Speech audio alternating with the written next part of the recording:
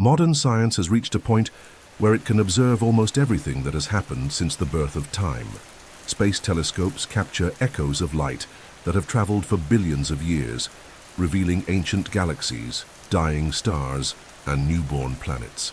Each photon that strikes a detector is a memory sent from the past, a silent witness to events that shaped the cosmos. But no matter how far we look, there is an insurmountable limit, a wall of light that prevents us from seeing beyond the beginning. That limit marks the start of what we call the observable universe. This invisible wall is known as the cosmic horizon. It represents the maximum distance light has been able to travel since the moment space and time began to exist. Nothing that happened before that can reach us, because light and space itself did not yet exist in a stable form. Looking back, therefore, means looking to the moment when the universe became transparent, when the first photons could travel freely without being swallowed by the dense plasma that filled the primordial cosmos. Astronomers call this moment recombination, and it occurred approximately 380,000 years after the Big Bang. It is the boundary where the universe stopped being an opaque mist of energy and became clear space, allowing light to escape. The glow of this liberation is what we now detect as the cosmic microwave background radiation, a thermal remnant, almost imperceptible, that surrounds everything and holds the signature of the birth of light. Through it, science reads the physical conditions of the young universe as if deciphering the oldest fossil of existence. Before that instant, there is no image. There is no photon to bring information. Conventional physics simply ceases to work, and all that remains are hypotheses based on mathematics and quantum gravity theories. That is why, when we ask what existed before the Big Bang, we are not merely questioning the past. We are challenging the very concept of time itself. Perhaps there is no before as we understand it. Perhaps time began right there at the same moment space awoke. This is the final frontier of human knowledge, the point where the gaze dissolves and only reason continues. Every technological advance, from radio telescopes to the James Webb Space Telescope, brings us millimeter by millimeter closer to the zero instant, yet we still cannot cross it. There is a wall that separates the measurable universe from the imaginable one, and it is precisely in this space between what we know and what we cannot yet know that the oldest question in science resides. What existed before everything? To understand what existed before the Big Bang, we must first grasp what the word before truly means. In everyday life, we use this idea to order events.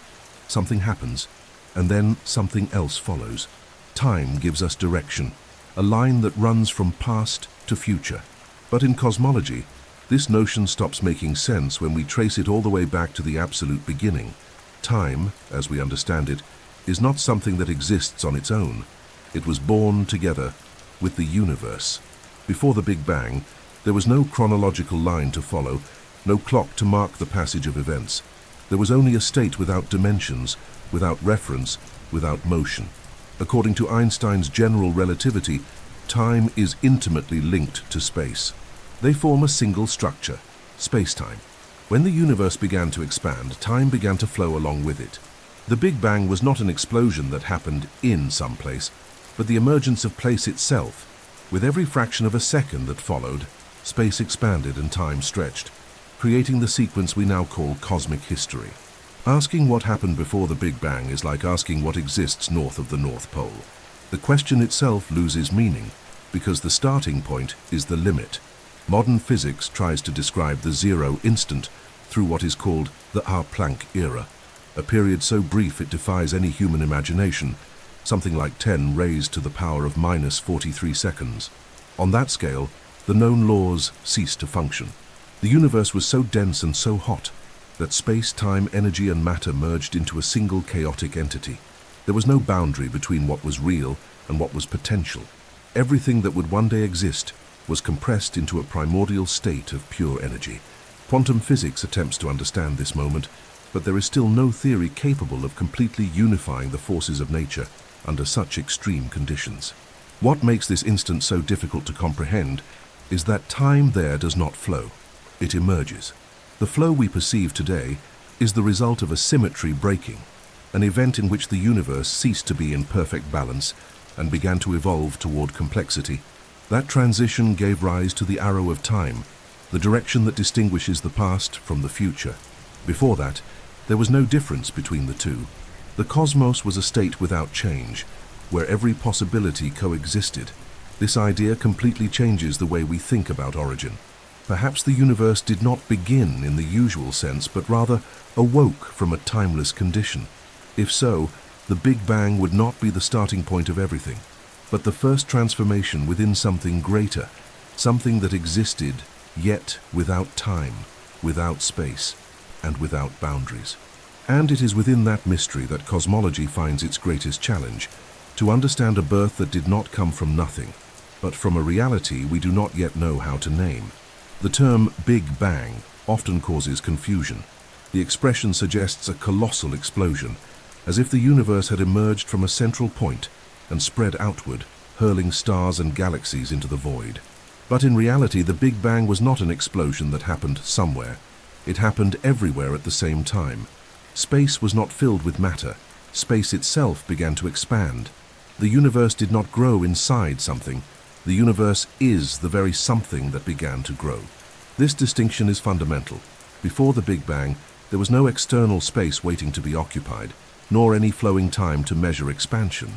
What occurred was a transformation in the very fabric of reality. Space-time, that invisible web where matter and energy move, began to stretch. As it did, the extreme initial energy density transformed into particles, radiation, and over the ages, into stars and galaxies. Everything we know today was born within that continuous expansion. The theory of the Big Bang arose from concrete observations. In 1929, astronomer Edwin Hubble noticed that all galaxies are moving away from one another. The light that comes from them reaches us stretched, a phenomenon known as redshift. This means that the space between galaxies is expanding, like dots on a balloon being inflated. The farther away a galaxy is, the faster it seems to recede.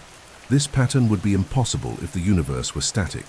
It reveals that everything was once much closer together, compressed to an unimaginably dense scale. Based on that evidence, scientists ran the cosmic film backward.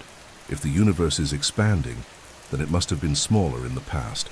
And when we rewind that line of time, we reach a point where all known matter and energy were concentrated in an infinitely small volume, what we call a singularity. But it is important to remember that the word singularity does not describe a physical object. It marks the limit of what equations can explain. The physics we use today simply breaks down at that point. The mathematical infinity does not mean that something exploded from a tiny dot, but rather that density becomes so extreme that known laws lose their validity. The Big Bang, therefore, was not the birth of a fireball, but the beginning of the expansion of space-time itself. Every region of the universe we observe today was, at that instant, part of the same whole. There was no center from which everything spread. The center is everywhere. To this day, space continues to expand, and that expansion does not occur inside the universe, but is the universe. What we call the cosmos is the result of a single transformation, the emergence of space that gives shape to everything.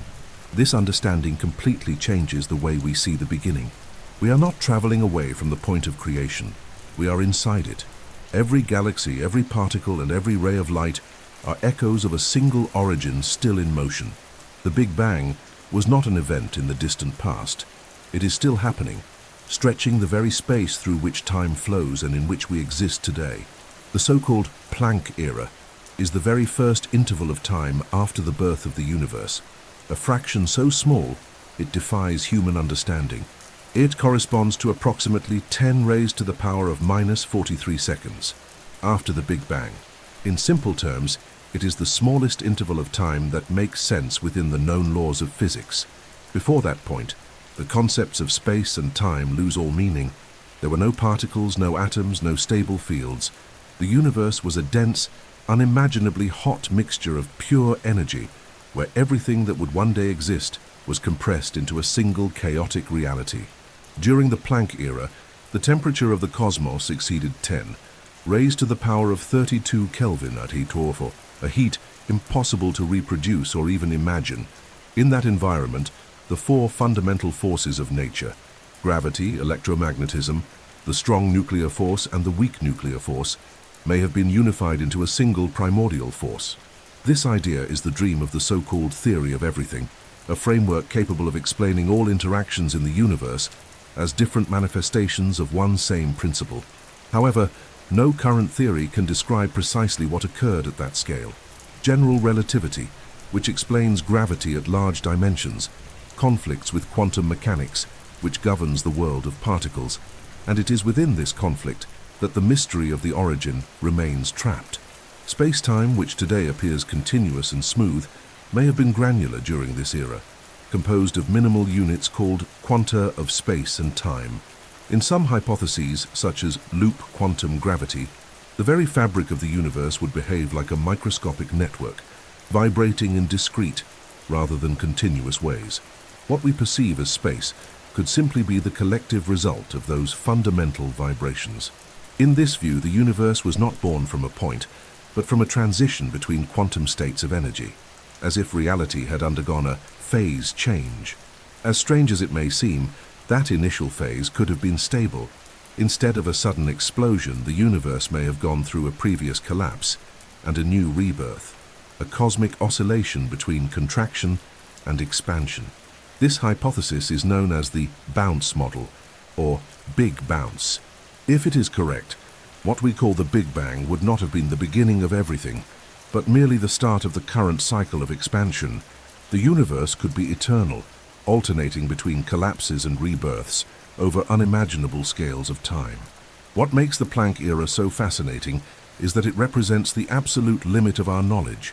No telescope, particle, or equation has managed to cross that barrier.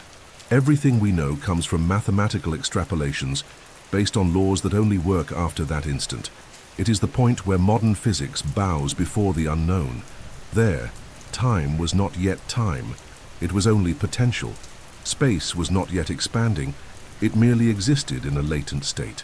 The Planck era is the horizon of science, the moment when the universe began learning how to exist. Throughout the structure of the cosmos, four forces shape everything that exists: gravity, electromagnetism, the strong nuclear force, and the weak nuclear force. They govern everything from the movement of galaxies to the reactions that keep stars burning.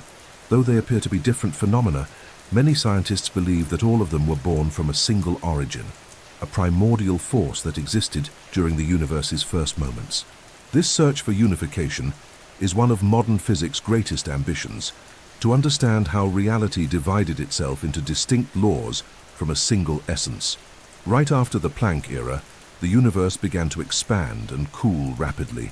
As the temperature dropped, the initial symmetry of nature broke apart, and the forces began to separate. It is as if reality had gone through a series of transitions, each releasing a new set of rules.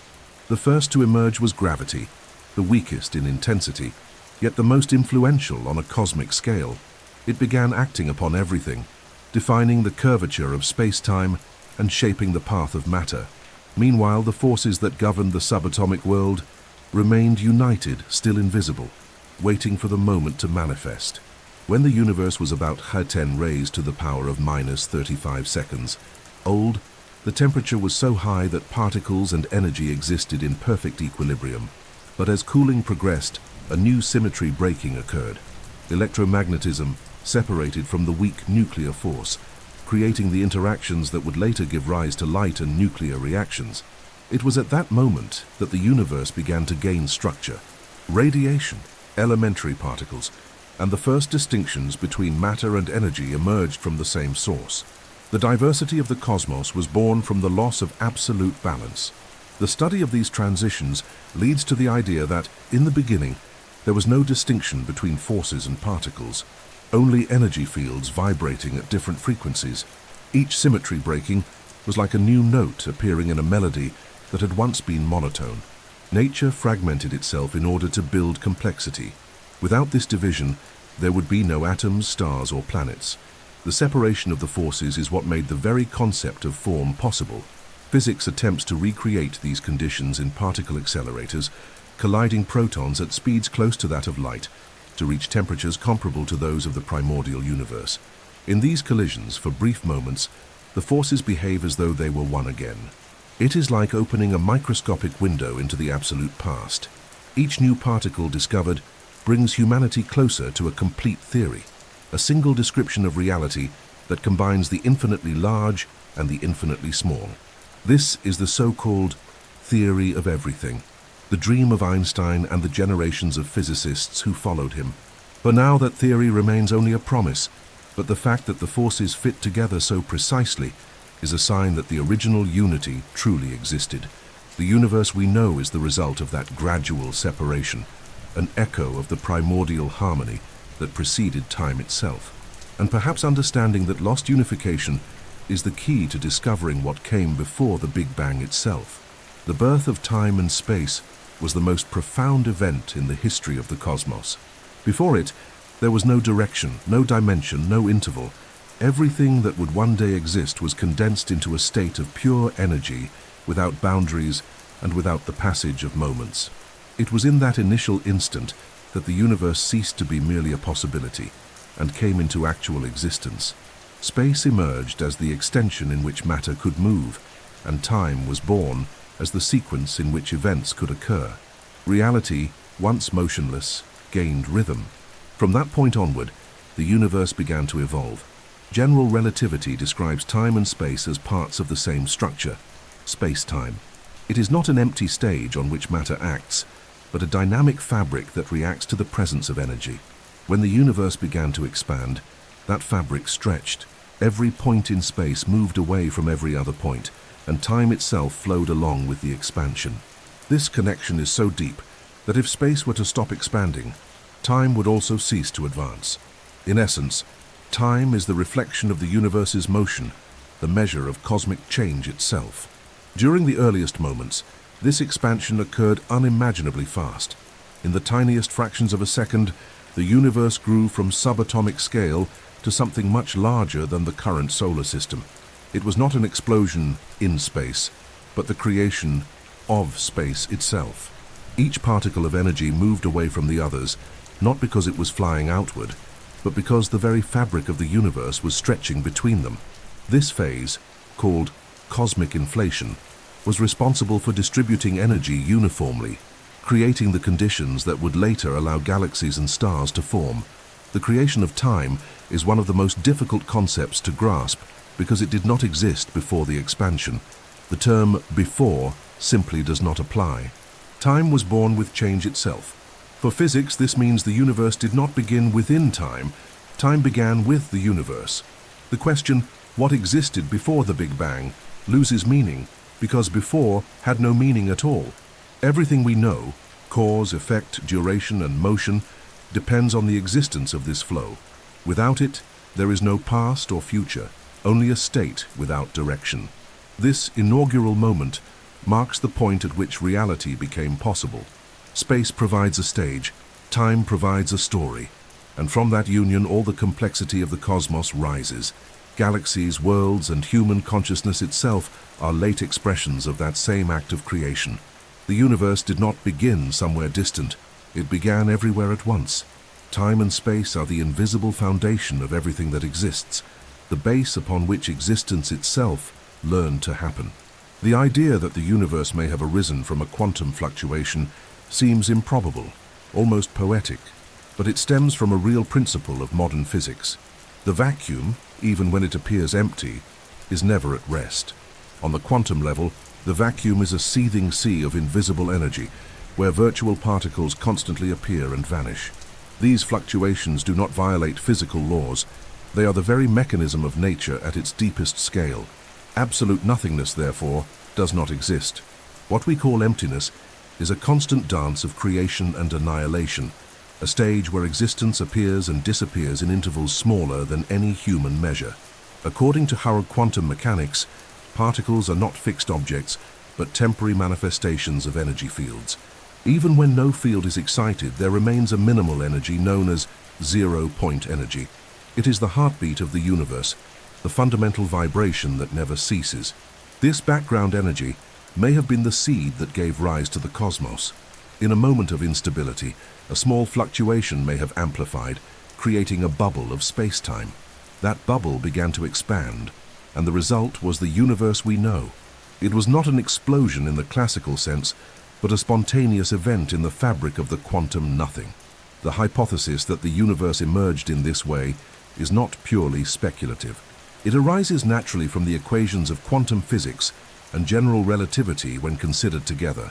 Physicist Edward Tryon was one of the first, back in the 1970s, to propose that the universe could be a fluctuation of the quantum vacuum. In this view, the cosmos would not require external energy to exist. The positive energy of matter would be balanced by the negative energy of gravity, resulting in a total equal to zero.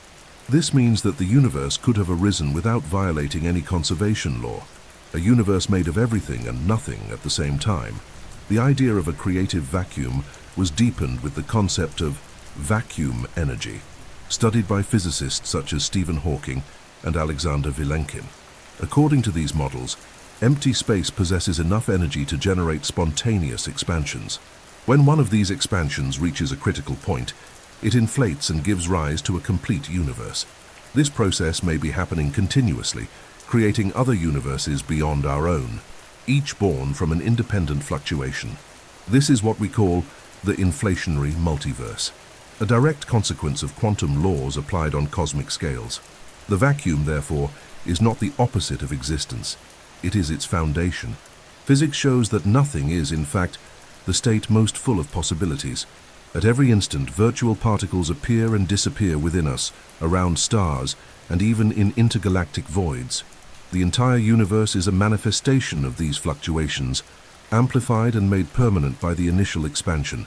And if everything began with a single disturbance in that invisible sea, then perhaps the cosmos is simply proof that even nothing, when unstable, is capable of creating everything. The question, what existed before the Big Bang, is one of the most instinctive and at the same time one of the most misleading that human beings can ask. That is because, in a physical sense, the word before depends on the existence of time. And time, as science understands it today, was born with the universe itself. There is no before the Big Bang because time began precisely there. Asking what existed before time is like asking what lies farther north than the North Pole. There is no possible direction. The very idea ceases to make sense. In modern cosmology, time is not a line that existed eternally, waiting for the universe to happen. It is a dimension that emerged along with space. Time flows because the universe changes, and without change, there is no time. In the first instance of the cosmos, that change began to exist. The initial expansion not only created space for particles to move, but also established the sequence of events. It was this process that gave rise to causality, the relationship between cause and effect. Before that, there was no cause, no effect, and therefore no before. This concept is deeply challenging because it confronts the way our minds perceive reality. Everything we know has a beginning, middle, and end. Everything we observe happens within time.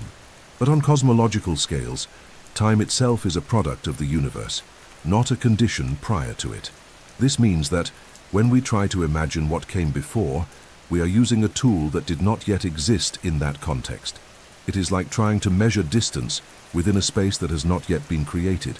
To address this paradox, theoretical physics proposes models in which time ceases to be an absolute constant and becomes an emergent property. In some of them, such as the proposal by Hartle and Hawking, the universe did not have a beginning in time, but an origin outside of time. They describe this idea as the no-boundary model. In this scenario, the universe would be finite but without limits, like the surface of a sphere, which has neither beginning nor end. Time, instead of starting at a point, curves back upon itself, removing the need for a before. This view is difficult to accept because we are bound by the human perception of sequence and duration. Even so, it remains one of the most elegant attempts to understand the birth of the cosmos without resorting to an absolute void. Time would have emerged gradually from a timeless region as the universe took shape. This means that the before the Big Bang was not a lost moment, but a condition in which the very notion of moment did not yet exist. Ultimately, this question reveals a limit not of science but of language. When we speak of before, after, or beginning, we are trying to describe something that transcends our experience. And perhaps it is precisely that boundary, the point where time begins to be born, that defines the true mystery of creation. The universe did not only bring matter and energy into existence, It also brought forth time itself, the stage upon which everything else could happen. When we think of a vacuum, the image that usually comes to mind is that of absolute nothingness, an empty, silent, motionless space. But modern physics reveals that this idea is an illusion. Even the deepest vacuum in the universe is far from being nothing. It is, in fact, a state of minimal energy, an invisible ocean in constant agitation. Beneath the surface of what seems like emptiness, there is a vibrating field full of possibilities. Space is not an absence, but an active fabric, pulsing with quantum life. According to the quantum field theory, every type of particle in the universe corresponds to a field that extends everywhere. The electron, the photon, the neutrino, all are simply local excitations of these universal fields. Even when they seem inactive, these fields are never at rest. They oscillate, creating pairs of particles and antiparticles that appear and vanish within unimaginably small intervals of time. This phenomenon is known as quantum vacuum fluctuation. It occurs everywhere and at every moment, even within our bodies and in the space between galaxies. These fluctuations are not mere mathematical abstractions. They produce real, measurable effects.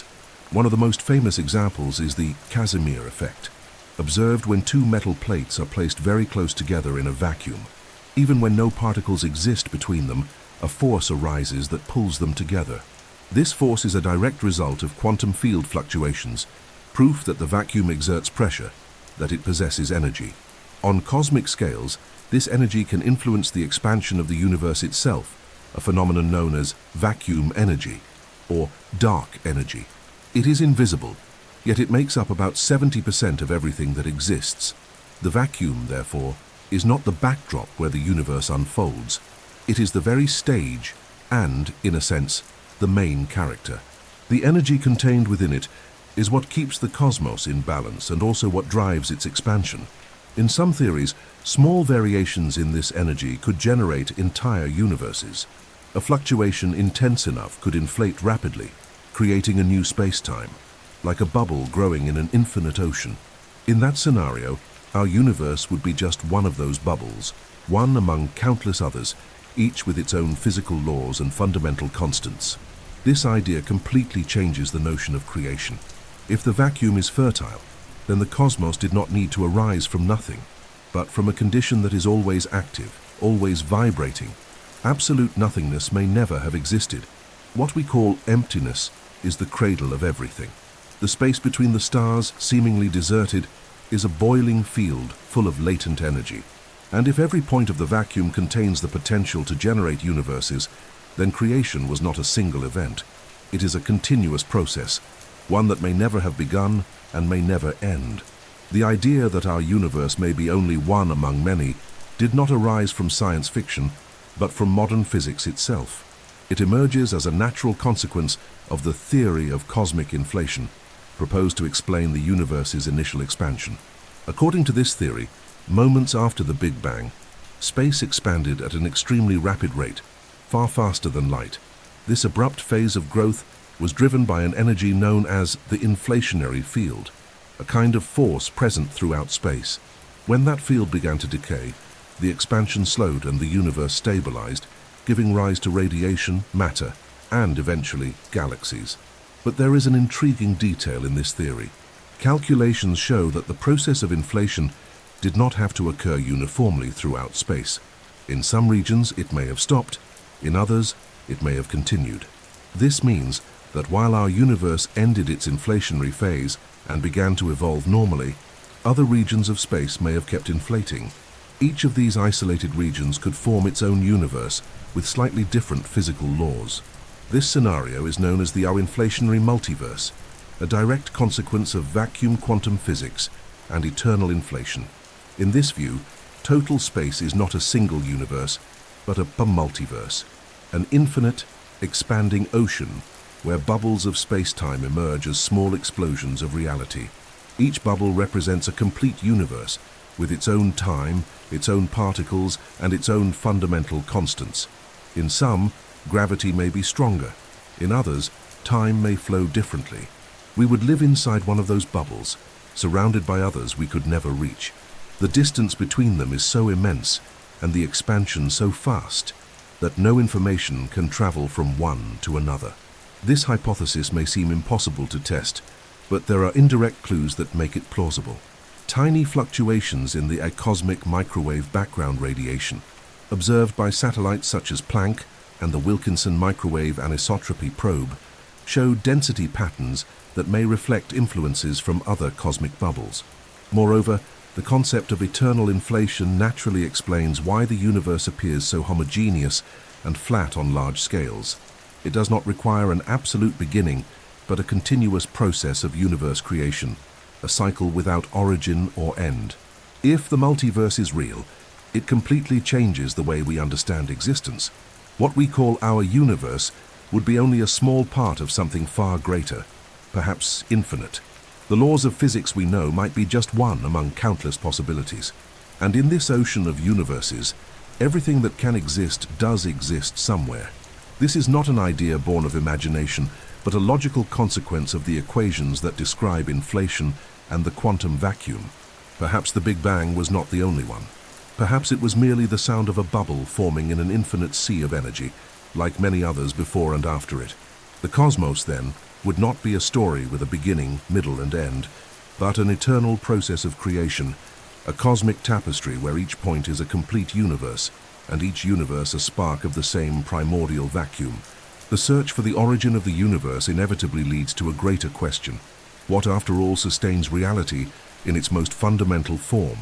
For decades, physics has sought to unify all the forces of nature, and one of the most ambitious attempts to do so is the string theory. This theory proposes that everything that exists, from the smallest particles to the largest galaxies, is made of tiny strings of energy vibrating at scales far beyond direct observation. Instead of dimensionless points, as described by classical particle physics, each particle would be a different vibration of the same primordial string. These strings are incredibly small, so small that if an atom were expanded to the size of the solar system, a string would still be smaller than a grain of sand. What distinguishes an electron from a quark or a photon is not what they are made of, but how their strings vibrate. Each frequency generates a particle with specific properties: mass, charge, and behavior. The universe, seen from this perspective, would be an immense symphony of energetic vibrations. Everything, light, matter, and even space-time itself, would be music on different scales. But for the equations of the theory to work, something completely beyond our perception is required. Additional dimensions. We live in a three-dimensional world, with time as the fourth dimension. However, string theory requires the existence of up to 11 dimensions. To correctly describe the behavior of the universe, most of them would be compacted at microscopic scales, curled upon themselves into structures known as Calabi-Yau manifolds. They would be invisible to our senses and instruments, yet determine all the physical properties we observe. The shape of these hidden dimensions would define even the fundamental laws governing the cosmos. This idea completely transforms the notion of reality. The space we see may be only a simplified projection of something much more complex. If extra dimensions truly exist, the Big Bang might have been the result of an interaction between multidimensional structures, a collision between brains, vast surfaces of energy floating in a higher dimensional space. This hypothesis, called the M theory, suggests that entire universes could be born when two of these brains collide, releasing enough energy to generate a new space-time. Thus, our universe could be only one of many layers within a greater and unseen reality. Although there is still no direct experimental evidence for these hidden dimensions, string theory remains one of the few mathematical frameworks capable of reconciling general relativity and quantum mechanics, the two pillars of modern physics that contradict each other at extreme scales. It offers a logical path toward understanding how space, time, and matter can emerge from something more fundamental. Perhaps the universe is not made of particles, nor even of fields, but of vibrations, patterns of energy so subtle that they escape human perception. If this vision is correct, the Big Bang may have been only one note among infinite others, played by a cosmic string vibrating at the exact frequency needed to give birth to our universe. And the hidden dimensions, silent and folded upon themselves, may be the invisible stage where reality continues to unfold. Among all the attempts to understand what existed before the Big Bang, few are as elegant as the cyclic universe hypothesis, also known as the Big Bounce or Great Rebound. This theory proposes that the cosmos neither had an absolute beginning nor moves toward a definitive end. Instead, it undergoes infinite cycles of expansion and contraction. What we call the Big Bang would merely be the beginning of the current phase of expansion, preceded by a previous collapse, the echo of a universe that came before ours. According to this model, reality did not arise from nothing but from a prior state compressed by its own gravity. As the universe contracted, its density and temperature increased until reaching a critical point. Instead of collapsing completely into a singularity, as predicted by general relativity, it would have undergone a bounce, a quantum transition that reverses the process, transforming contraction into expansion. Gravity at quantum scales could act in a repulsive way, preventing total collapse and restarting the cosmic cycle.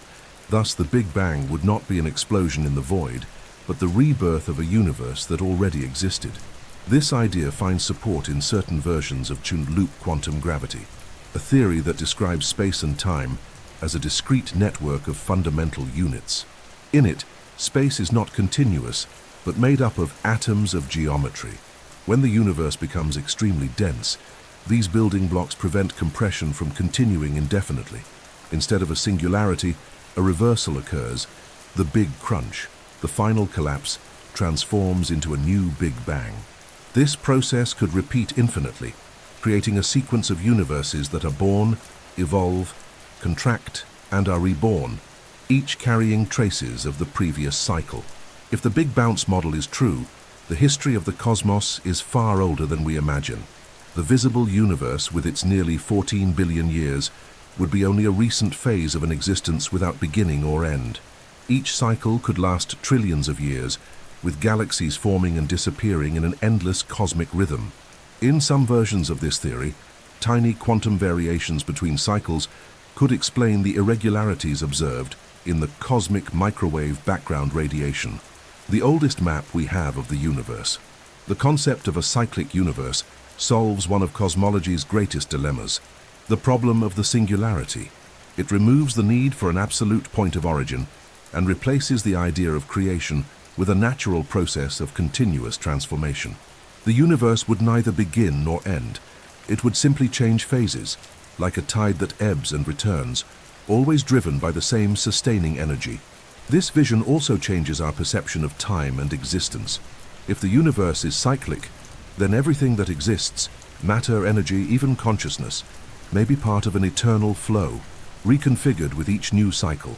The death of stars and the birth of new galaxies would merely be local manifestations of a much larger universal rhythm. The cosmos, in this scenario, is not a story that moves in a straight line, but an infinite breath, a constant movement between collapse and rebirth. Among the hypotheses that attempt to explain what existed before the Big Bang, one of the most sophisticated is the high cyclic model of Steinhardt and Turok, formulated in the early 2000s. It combines concepts from string theory with the idea that the universe may be only one layer within a much larger multidimensional structure. According to this proposal, what we call the Big Bang was not the beginning of everything, but rather the result of a collision between two of these layers, known as branes, short for membranes, that float within a higher dimensional space called the Arbeitsweise. In this model, each brane represents a three-dimensional universe like ours, where space and time exist. These branes can move, vibrate, and even collide within the bulk. When that happens, the released energy is immense, enough to generate a new Big Bang. The collision between the branes heats and resets the universe, starting a new phase of expansion. Then they slowly drift apart until gravity and vacuum energy pull them back together, beginning another cycle. The cosmos, therefore, would not have an absolute beginning, but would be an eternal process of approach and collision between parallel dimensions. The Steinhardt-Turok model is a natural evolution of M-theory, which predicts up to 11 dimensions. It solves one of cosmology's greatest paradoxes, the problem of the singularity.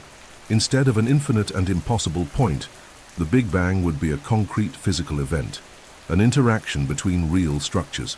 This approach also explains the uniformity of the universe, its accelerated expansion, and the precise amount of dark energy observed today. Each collision between brains would restart the cosmos under similar but never identical conditions, allowing subtle variations in every cosmic cycle. Another fascinating aspect of this model is that it redefines the concept of time. Instead of an absolute beginning, time would be eternal, extending through an infinite succession of universes. Each expansion, contraction, and collision would represent only a chapter in a story that never began and will never end. This view eliminates the need for a before the Big Bang. The previous event would simply be the end of the preceding cycle.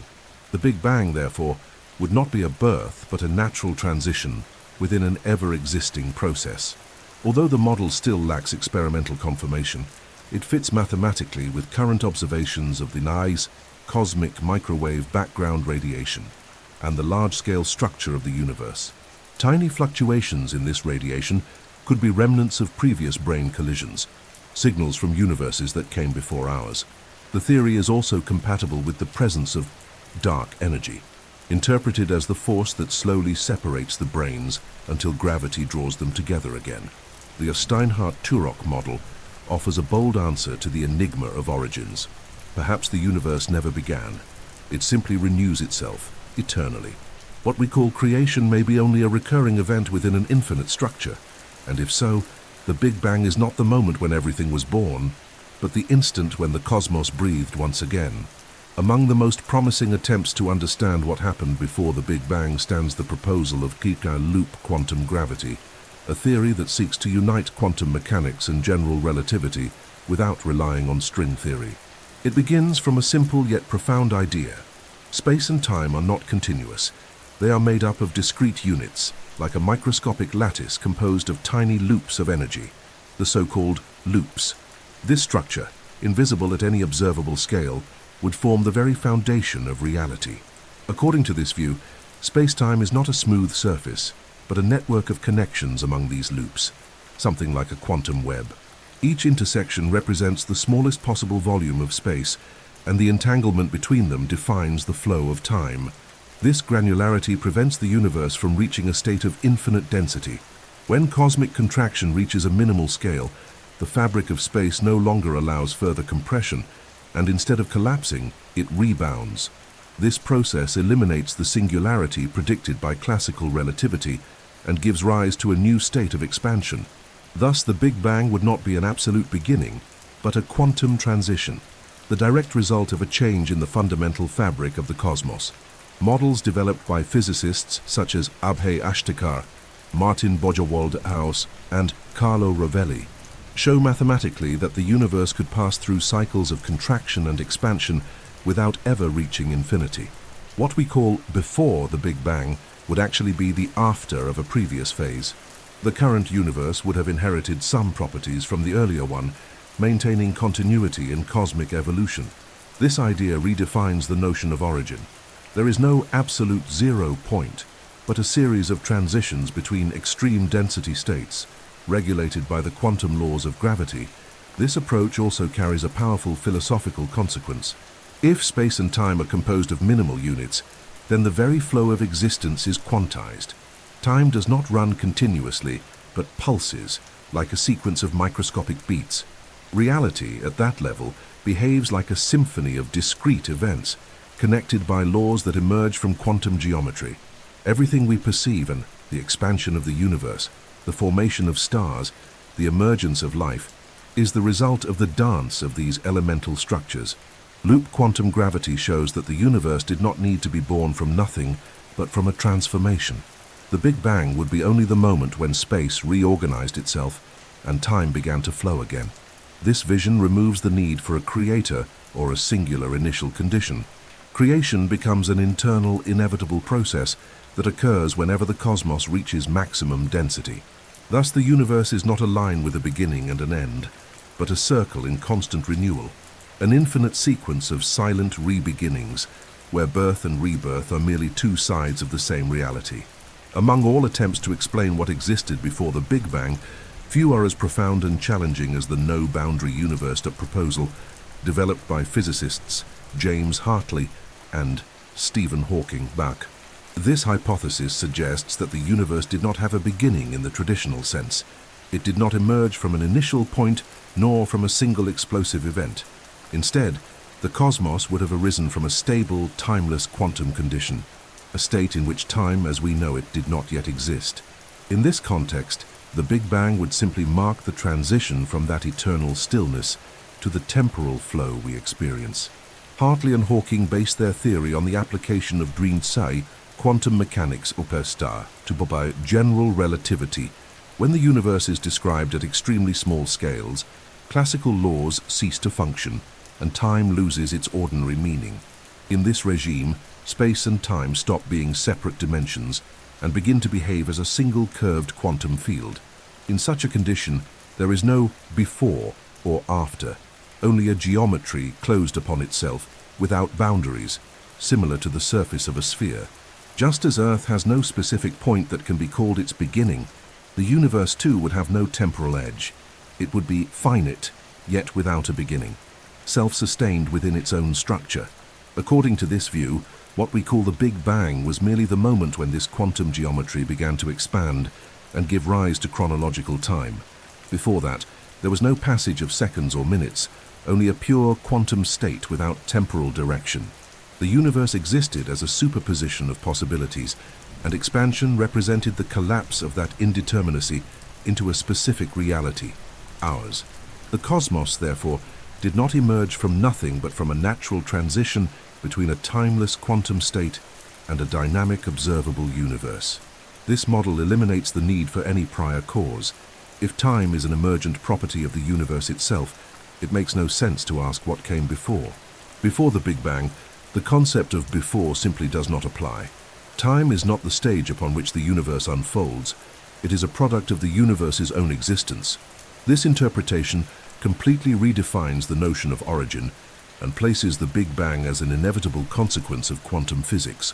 From a mathematical perspective, the no-boundary universe is described by a wave function, an expression that contains all possible configurations of space-time. Within this function, every potential state of the universe coexists in equilibrium. What we observe as reality is just one of the versions that stabilized after the initial quantum collapse. This approach also explains why the universe appears so homogeneous and isotropic. It was born from a perfectly symmetrical, boundaryless state, without direction and without origin. The Hartley-Hawking proposal is not merely a cosmological hypothesis, it is a new way of thinking about existence itself. The universe was not created, it simply was eternal in its structure yet temporary in its manifestation. Time, in this scenario, is an emergent illusion, a dimension that appears only after reality curves and expands. What we call the beginning is merely the moment when quantum stillness became history. Though complex, this vision carries deep philosophical implications. If the universe had no beginning, then the question of what came before loses meaning. Creation becomes an internal, self-existent process, where the act of being itself is the foundation of everything. The boundary between nothingness and existence dissolves, and the cosmos becomes a continuous whole, a state that, even in stillness, contains within itself the potential for every movement. When Stephen Hawking proposed the concept of an imaginary time, he was not speaking of a mathematical fantasy, but of a revolutionary idea to describe the early universe without resorting to singularities. Imaginary time is a way of representing time as an additional spatial dimension. Instead of flowing linearly, like an arrow moving from past to future, it behaves as a direction perpendicular to the three dimensions of space. This simple shift in perspective changes the way we understand the origin of the cosmos and allows the universe to be described as a finite structure, but one without a beginning. In complex mathematics, imaginary numbers are those involving the unit I, the symbol used to represent the square root of -1. When this idea is applied to time, it creates a tool that converts real time into imaginary time, making it mathematically similar to space. This means that, under the extreme conditions of the primordial universe, the equations governing space-time no longer have abrupt boundaries. Time curves, blends with space, and forms a smooth, continuous geometry. The Big Bang, in this context, is not an explosive point of origin, but a region where imaginary time transforms into real time. This model, developed from a wave function of the universe, eliminates the need for an initial singularity. Instead of a boundary where the laws of physics break down, the cosmos would have a natural transition between two domains: the quantum domain, where time is imaginary and space is compact, and the classical domain, where time flows as we know it. This transition is the moment when the universe awakens, moving from a static, curved state to a dynamic, expanding one. The Big Bang, therefore, would be a phase change in the very fabric of space-time. The use of imaginary time also explains why the universe is so homogeneous and isotropic. During that quantum phase, all regions of space were connected because time had no direction or speed. The absence of temporal boundaries allowed the cosmos to expand evenly, without the irregularities that would arise in a model with an abrupt beginning. That is why, when we observe the cosmic microwave background radiation, we find a remarkable uniformity. It is the direct reflection of a boundaryless origin, shaped by a time that does not flow, but simply exists in completeness. The notion of imaginary time also carries profound philosophical implications.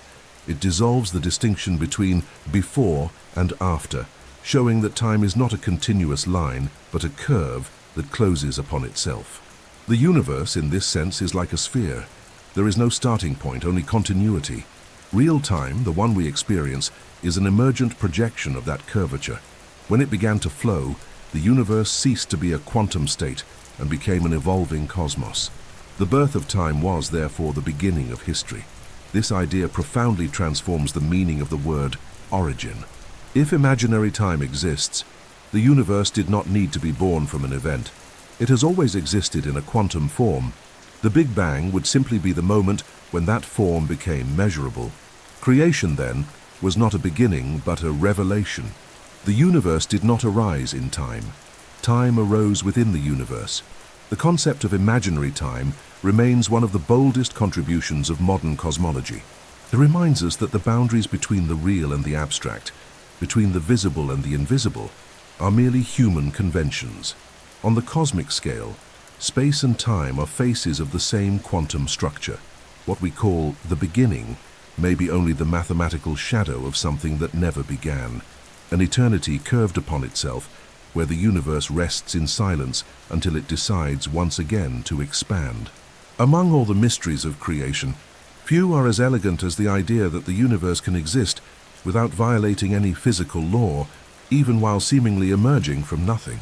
This possibility depends on one essential concept: negative gravity. While almost all forms of energy contribute to expanding the contents of the cosmos, gravity does the opposite. It is negative. It pulls, contracts, and creates the perfect balance that allows the total sum of everything to equal zero. It is as if the universe were an equation in a state of harmony, where the positive energy of matter and radiation is exactly compensated by the negative energy of the gravitational field. To understand this balance, imagine that the energy of matter, protons, electrons, photons, and neutrinos, is the universe's credit. Gravity, on the other hand, is its debit. Every shining star, every rotating galaxy, and every moving particle possesses positive energy, but the very fabric of space-time that surrounds them holds negative energy stored in its gravitational field. This force, which curves space and attracts matter, creates a cosmic debt that keeps the universal balance perfectly equal. Thus, even though the universe appears vast and full of energy, its total sum may in fact be absolute zero. This idea was proposed by physicists such as Edward Tryon and Alan Guth, pioneers of the theory of cosmic inflation. According to them, the universe could have arisen as a quantum fluctuation, a small temporary imbalance in the vacuum, which, driven by negative gravity, expanded in all directions. The positive energy of matter was created along with an equal amount of negative gravitational energy, keeping the total constant. Nothing was created from nothing in the common sense, but rather redistributed within a system whose final balance remains zero. It is the perfect accounting of physics. Creation does not violate energy conservation because gravity acts as the counterweight. Mathematically, this principle appears in the equations of general relativity.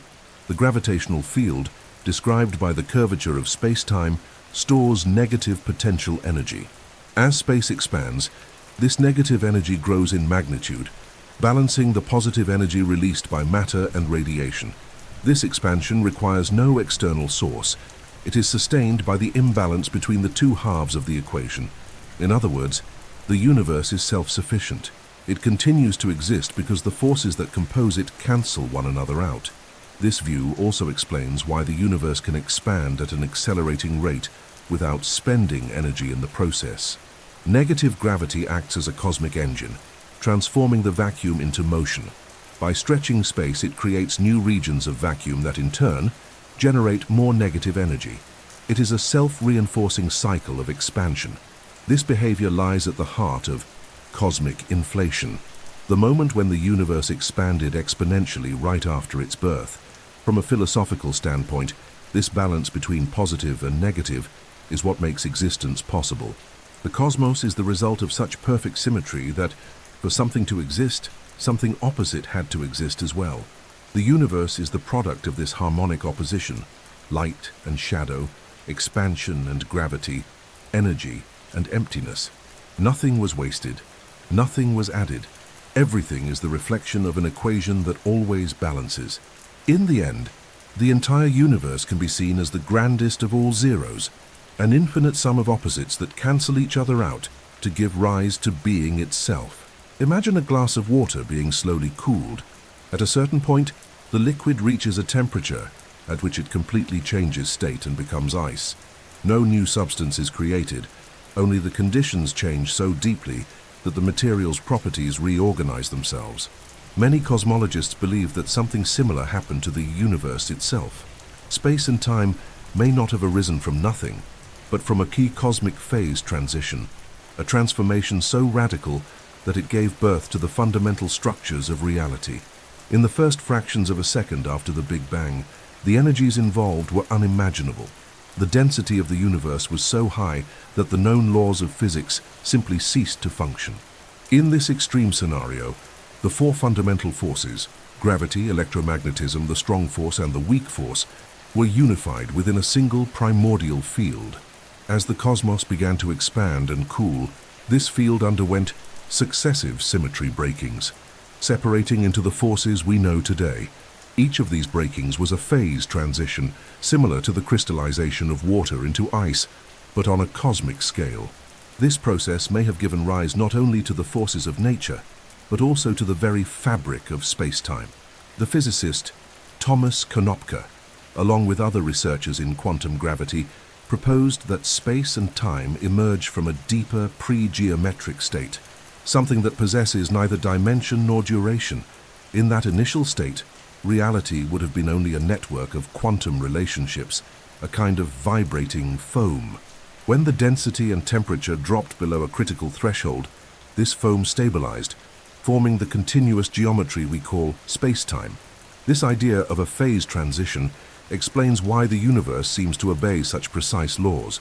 Just as ice crystals always form with the same molecular structure, space-time would have arranged itself in an orderly way when it emerged from primordial chaos. The properties of the cosmos, its expansion, curvature, and coherence, would be the result of the initial conditions of that change of state. What we call the birth of the universe may, in fact, have been merely the crystallization of an underlying reality that already existed in another form.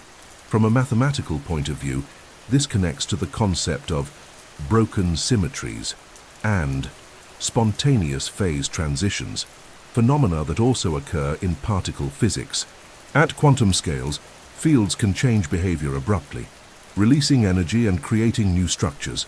In the case of the cosmos, that release of energy would have fueled the inflationary burst, the accelerated expansion that marked the first moments after the Big Bang. Thus, the birth of space and time was also the trigger for the growth of the observable universe. This vision transforms the very notion of creation. The universe may not have arisen from an explosion in the literal sense, but from a reorganization of reality, a moment when the invisible became measurable. Space and time are the macroscopic manifestations of that transition, the final result of an earlier state that had neither extension nor duration. Creation, therefore, was not the appearance of something where nothing existed, but the passage from one mode of being to another, from absolute potential to concrete structure. For a long time, cosmology believed that the Big Bang had been the absolute beginning of space and time, a point at which everything appeared instantaneously. But modern physics has revealed something even more extraordinary. The Big Bang may not have been the beginning itself, but rather the result of a preceding process, a transitional event that transformed a microscopic instability into an expanding universe. This process became known as cosmic inflation, and it marks what scientists call the second zero, the moment when the cosmos truly began to expand on a colossal scale. The idea of inflation emerged in the early 1980s, when physicist Alan Guth sought to explain why the universe is so uniform despite its immense size. According to the traditional Big Bang model, there would not have been enough time for regions so far apart in space to reach the same temperature and density. But cosmic inflation solved this mystery with a radical proposal. During the first trillionths of a second, the universe increased in size by millions of trillions of times. This dizzying growth was faster than light itself, yet it did not violate the laws of physics, because space did not move through itself, it stretched. To understand this, imagine a balloon being inflated. The points drawn on its surface do not move through space. It is the fabric itself that expands. The same happened with the cosmos. Space-time expanded so intensely that any initial irregularities were smoothed out. This colossal expansion evened out all differences, making the universe homogeneous and isotropic, with the same appearance in every direction. When inflation ended, the energy stored in this expansive field converted into matter and radiation, giving birth to all the particles that would later form stars, planets, and living beings. The force behind this expansion was a hypothetical field called the Datinflaton field, a kind of vacuum energy that acted as the fuel for inflation. While this field dominated the universe, negative gravity sustained the stretching process. But when the inflaton lost stability, it decayed rapidly, releasing a colossal amount of energy. This event is known as reheating, the moment when the universe filled with radiation and became an ocean of light and particles. It was the first truly observable instant of cosmic history. The theory of cosmic inflation explains many of the puzzles that the original Big Bang model left unresolved. It accounts for why space is so flat, why the cosmic background radiation has the same temperature across the sky, and how tiny quantum fluctuations gave rise to the seeds of galaxies. These fluctuations, magnified by expansion, became regions of greater density that later collapsed to form the first stars and planetary systems. In other words, the universe we know, full of structure and beauty, was born from quantum noise amplified by inflation. Even today, almost half a century after its formulation, inflation remains one of the most elegant and powerful theories in cosmology. It shows that the universe is not only vast, but also profoundly coherent, guided by laws that turn randomness into order. And most fascinating of all, according to many physicists, this process may not have been unique. Inflation could be occurring continuously in other regions of the cosmos, creating new universes in an eternal cycle of birth and expansion, an endless, inflationary multiverse. For a long time, cosmology believed that the Big Bang had been the absolute beginning of space and time, a single point where everything appeared instantaneously. But modern physics has revealed something even more extraordinary. The Big Bang may not have been the beginning itself, but rather the result of a previous process, a transitional event that transformed a microscopic instability into an expanding universe. This process became known as cosmic inflation, and it marks what scientists call the second zero, the moment when the cosmos truly began to expand on a colossal scale. The idea of inflation emerged in the early 1980s, when physicist Alan Guth sought to explain why the universe is so uniform despite its immensity. According to the traditional Big Bang model, there would not have been enough time for regions so far apart in space to reach the same temperature and density. But cosmic inflation solved this mystery with a radical proposal. During the first trillionths of a second, the universe increased in size by few millions of trillions of times. This staggering growth was faster than light itself, but did not violate the laws of physics, because space did not travel through itself. It stretched. To understand this, imagine a balloon being inflated. The dots drawn on its surface do not move through space. It is the fabric itself that expands. The same happened with the cosmos.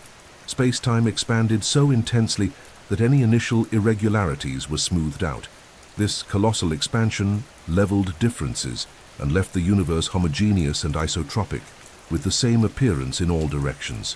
When inflation ended, the energy stored in this expansive field was converted into matter and radiation, giving rise to all the particles that today form stars, planets, and living beings.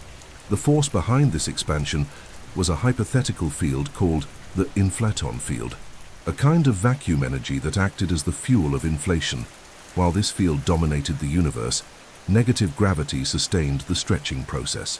But when the inflaton lost stability, it decayed rapidly, releasing a colossal amount of energy.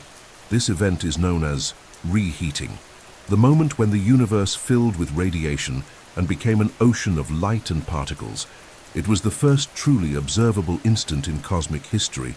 The theory of cosmic inflation explains many of the enigmas that the original Big Bang model left unresolved.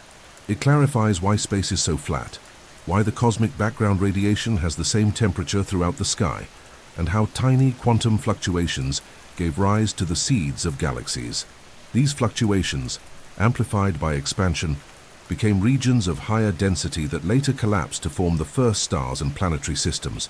In other words, the universe we know, full of structure and beauty, was born from quantum noise magnified by inflation.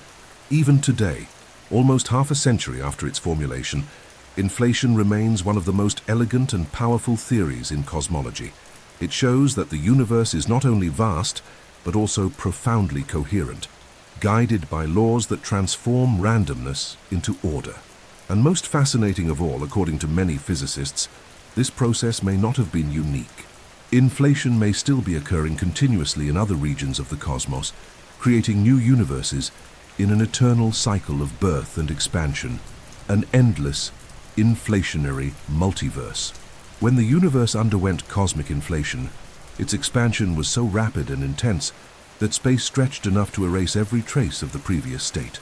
Yet this process lasted no more than a tiny fraction of a second. At a certain point, the field responsible for the expansion, the inflaton field, began to lose energy. That abrupt drop marked the end of inflation and the beginning of a new era, the birth of radiation, matter, and the very light that still travels through the cosmos today. This moment is known as cosmic reheating, and it represents the instant when the universe ceased to be a purely geometric entity and became a physical reality, filled with particles, heat, and motion. During inflation, the universe was dominated by vacuum energy. There were no atoms, no protons, no photons, only space expanding. But when inflation ended, that energy condensed into an explosion of fundamental particles. The temperature rose to almost unimaginable values, trillions upon trillions of degrees Kelvin, and the cosmos transformed into a primordial plasma, a dense mixture of quarks, leptons, photons, and neutrinos. In this sea of energy, the fundamental forces began to stabilize, and the universe became a boiling cauldron where the laws of modern physics truly began to operate. The end of inflation was also the birth of observable time. From that point on, cosmic history followed a measurable sequence of events. Particles interacted, collided, and combined, forming the first building blocks of matter. This extreme environment was so dense that light could not travel freely. It was constantly absorbed and re-emitted. The universe was opaque, a blazing fog of energy. Only hundreds of thousands of years later would it become transparent, allowing photons to escape and form the cosmic microwave background radiation, the oldest light we can observe today. This initial period was crucial because it defined the distribution of all matter in the cosmos. The small density fluctuations, born from quantum instabilities during inflation, grew under the influence of gravity and became the embryos of galaxies. The slightly denser regions attracted more matter, while the less dense ones expanded. The current cosmic structure, with its webs of galaxies and intergalactic voids, is the direct result of these microscopic variations amplified in the universe's earliest moments. As the universe continued to cool, Quarks began to cluster into protons and neutrons. Soon after, these nuclei combined with the first electrons, forming simple atoms such as hydrogen and helium. This stage marked the beginning of the era of matter, which replaced the radiation-dominated era. From that point onward, light could propagate freely, and the universe began to expand more steadily. The primordial chaos had given way to physical harmony. The cosmos had become an organism in evolution. The end of inflation and the emergence of radiation and matter represent the true cosmic dawn, the moment when energy became existence and space began to carry memory. Every photon still crossing the universe is a messenger from that remote instant, a remnant of the awakening of reality. The universe passed from the invisible to the visible, from potential to concrete. And in that brief initial second, everything that would ever exist was already written, as if the fate of stars, planets, and life itself had been encoded in the heat that illuminated the first dawn of the cosmos. When we look at the night sky, we are seeing the past. Every shining star is a point of light that has traveled for millions of years before reaching our eyes. But no matter how powerful our telescopes become, there is an insurmountable limit, a point beyond which light has simply never had enough time to reach us. This boundary is known as the cosmic horizon, and it defines the edge of the observable universe, the farthest limit we can see since the birth of light itself. Everything that exists beyond this limit remains invisible, not because it does not exist, but because the very structure of time and space prevents its light from ever reaching us. The cosmic horizon is a direct consequence of the universe's age and the speed of light. Since the end of inflation and the birth of radiation, photons have been moving freely through space. However, the universe continues to expand. That means there are regions so distant that even after traveling at the speed of light for more than 13 billion years, their radiation still has not had enough time to arrive. The result is an invisible sphere that surrounds us, an observation bubble with a radius of about 46 billion light-years.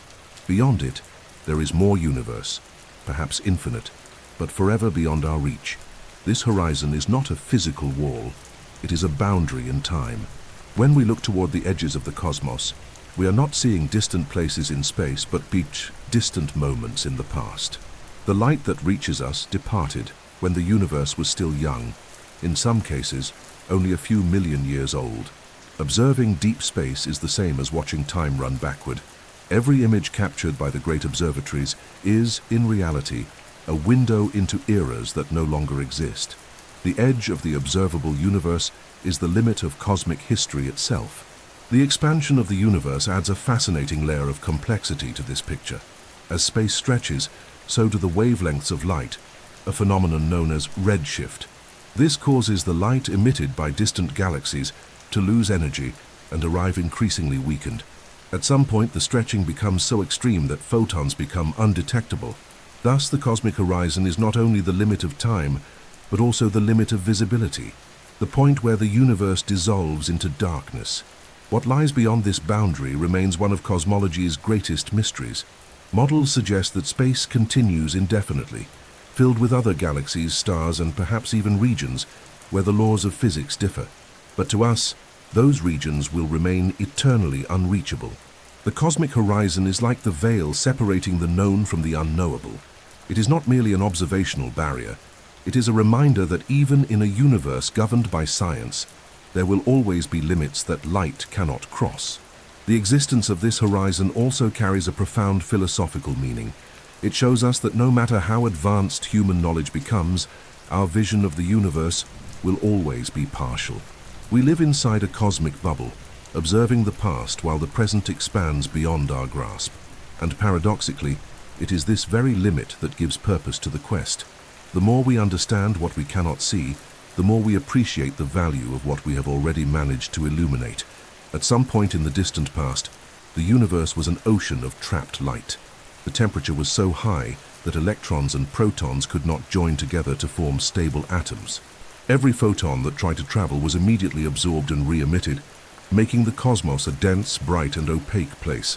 This state lasted for hundreds of thousands of years, until the universe cooled enough to allow matter and radiation to finally separate. When that happened, light was released, and it has been traveling ever since. This luminous echo is what we call the cosmic background radiation, the oldest and most silent remnant of creation, discovered in 1965 by scientists Arno Penzias and Robert Wilson. This radiation fills all of space uniformly, coming from every direction. It is direct proof that the universe was once much hotter and denser than it is today. The cosmic background radiation is like a photograph of the universe when it was only 380,000 years old, a newborn cosmic baby. Every tiny deviation in its temperature, measured precisely by satellites such as COBE, WMAP, and Planck, reveals details about the seeds that would give rise to galaxies, stars, and everything that exists. Today, this primordial light is extremely cold, with an average temperature of 2.73 degrees Kelvin, just a few degrees above absolute zero. Invisible to the naked eye, it can only be detected in microwaves, which is why it is also called the cosmic microwave background radiation. And yet, it is everywhere. If you could tune an old television set between channels, part of the static noise you would hear would come from this ancient light, a faint hiss that originates from the birth of the cosmos itself. It is as if the universe still whispers its own origin through space and time. The uniformity of this radiation is one of the greatest pieces of evidence for the Big Bang. No other cosmological model has been able to reproduce such a precise pattern of isotropy and homogeneity. At the same time, the small variations detected in its distribution, only 1 part in 100,000, provide the essential information for understanding the large-scale structure of the universe.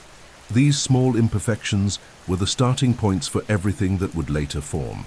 The cosmic background noise is not merely the residue of a forgotten era, but the blueprint of the entire cosmic story. The study of this radiation also redefines our understanding of time. When we look at the sky and detect these photons, we are observing the moment when light was freed for the first time. No telescope, no matter how advanced, can see beyond that point, because before it, the universe was opaque. The cosmic background radiation is therefore the wall of creation. It marks both the outer boundary of what can be observed and the beginning of cosmic transparency. Beyond this invisible glow lies the mystery of the before, a domain where physics still struggles to reach. The cosmic background noise is more than a scientific fact. It is a reminder of the universe's infancy, a living record of when everything was light and heat. Each photon of this radiation is a messenger carrying the signature of the birth of reality. And as they have traveled for billions of years through the expanding space, they continue to tell silently the same story. There was a beginning, and we still live within its echo. No matter how far science has advanced, there still exists a deep chasm between the two greatest theories that describe the universe: general relativity, formulated by Albert Einstein, and Hahn quantum mechanics, developed by scientists such as Max Planck, Niels Bohr, and Werner Heisenberg. The first explains the cosmos on its largest scales, planets, stars, and galaxies, while the second reveals the invisible behavior of subatomic particles. Both work with astonishing precision within their own domains, but when we try to apply them together, especially under the extreme conditions of the early universe, they fall into conflict. General relativity describes gravity as the curvature of space-time. The greater the mass, the stronger the distortion it creates in the cosmic fabric. Quantum mechanics, on the other hand, deals with probabilities, uncertainties, and fluctuations. In the quantum world, nothing is continuous. Energy, matter, and even time itself behave like discrete grains. The problem is that, near the instant of the Big Bang, these two realms, the macro and the micro, collide. The density and energy were so immense that space and time would need to obey both sets of laws at once. Yet, mathematically, the equations explode into infinities. It is the point where science for now must stop and begin again. This impasse led physicists to seek a quantum theory of gravity, a framework that unifies both visions into a single language. Several proposals have emerged. String theory, for example, suggests that all fundamental particles are tiny one-dimensional vibrations, strings that exist in multiple dimensions beyond the ones we perceive. Loop quantum gravity, on the other hand, proposes that space and time are composed of discrete units, a network of minute loops, like a quantum mesh of energy forming the fabric of reality. Both theories attempt to answer the same question. How does gravity behave when the universe is smaller than an atom? These attempts at unification suggest that gravity might not be a force in the traditional sense, but a consequence of the quantum structure of space itself. On microscopic scales, even the concept of distance may lose its meaning. Space and time cease to be continuous and begin to vibrate in probabilistic states, like a foam in constant fluctuation. In this regime, the notion of a singularity, an infinitely dense and hot point, may simply not exist.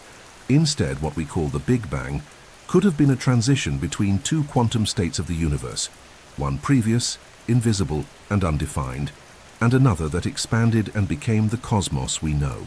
What makes this search fascinating is that, although direct evidence is still missing, the mathematics of these theories point to the same conclusion. The universe is quantum at its core. Everything we see, space, time, energy, and matter, emerges from the statistical behavior of entities that obey the laws of probability. Gravity, in this view, would be only a macroscopic manifestation of this invisible dance of information. The cosmos would be at once physical and informational, real and mathematical. The frontier between classical and quantum physics is also the frontier between the known and the mysterious. It is where equations cease to describe and begin to suggest. The search for a quantum theory of gravity is, therefore, an attempt to translate the beginning of everything into the language the universe truly speaks, a language of vibrations, probabilities, and symmetry. Perhaps once we fully understand it, the before the Big Bang will no longer be a question, but a revelation. Every scientific theory has a limit, a point beyond which its equations cease to describe reality. In the case of the universe, that limit is known as the sextant singularity. It is the point at which space and time compress to such an extreme that density, temperature, and curvature become infinite. No instrument, formula, or observation can cross that boundary without collapsing into contradictions. In cosmology, the singularity is the mathematical center of the Big Bang, the instant when the known universe ceases to make sense. The idea of the singularity arose as a natural consequence of the equations of the general relativity. When physicists applied these equations to an expanding universe, they discovered that, by reversing time, all matter and energy converged into a point of infinite density. But infinite is a word nature seems unwilling to accept. In physics, it indicates not a concrete reality but a flaw in the model, a sign that the laws being used no longer apply. The singularity, therefore, is not necessarily something that truly existed, but rather a symptom that our theories, however grand, are still incomplete. Under normal conditions, the forces of nature balance one another, but at the singularity, collapse is total. Gravity dominates all other forces, curving space-time upon itself. The concept of distance disappears, time loses its sequence, and even causality, the relation between cause and effect, dissolves. Asking what happened before the Big Bang becomes meaningless, for the very notion of before does not exist. Time, as we understand it, is a property that arose after. The singularity, not something that preceded it. It is here that classical physics breaks down, and quantum physics must take the stage. The equations of loop quantum gravity, string theory, and other models attempt to replace the singularity with something more physical, a transition, a phase, or a prior state of pure energy. In this context, the Big Bang would not be an absolute beginning, but a transformation, the moment when the universe moved from an unknown quantum state into an observable, expanding one. Rather than a birth, it would be a cosmic phase transition, a kind of rebound of reality itself. This conceptual rupture is also philosophical. The singularity represents the limit of human language in the face of existence's complexity. It is the point where science touches the unknown and admits its ignorance. It is not a failure, it is a frontier. The story of the universe, contrary to what we imagine, may not begin at a point but within a process. The Big Bang might have been only the first page we can read of a much older, longer book, written in a language we are still learning to decipher. Ultimately, the singularity is a mirror of our own limitation. It reminds us that every theory, no matter how precise, is only an approximation of reality, not reality itself. At the heart of the Big Bang The universe seems to have hidden its deepest secret, the moment when everything began, and at the same time, the point where human knowledge unravels. And perhaps it is precisely there, in the breaking of known laws, that the curiosity is born that keeps us exploring the infinite. Human language is limited when it tries to describe what lies beyond experience. But there is a language that transcends cultures, tongues, and borders, a language that needs no metaphors or images: mathematics. Since the dawn of modern science, it has been the most powerful tool for translating the universe into logic and proportion. Through it, we can predict eclipses, calculate the trajectories of planets, and understand the forces that hold the cosmos together. Yet mathematics is also the only instrument capable of approaching the unspeakable, the instant before time, the moment when the universe was still only a possibility. When observation fails, mathematics continues. Equations are the eyes that see the invisible.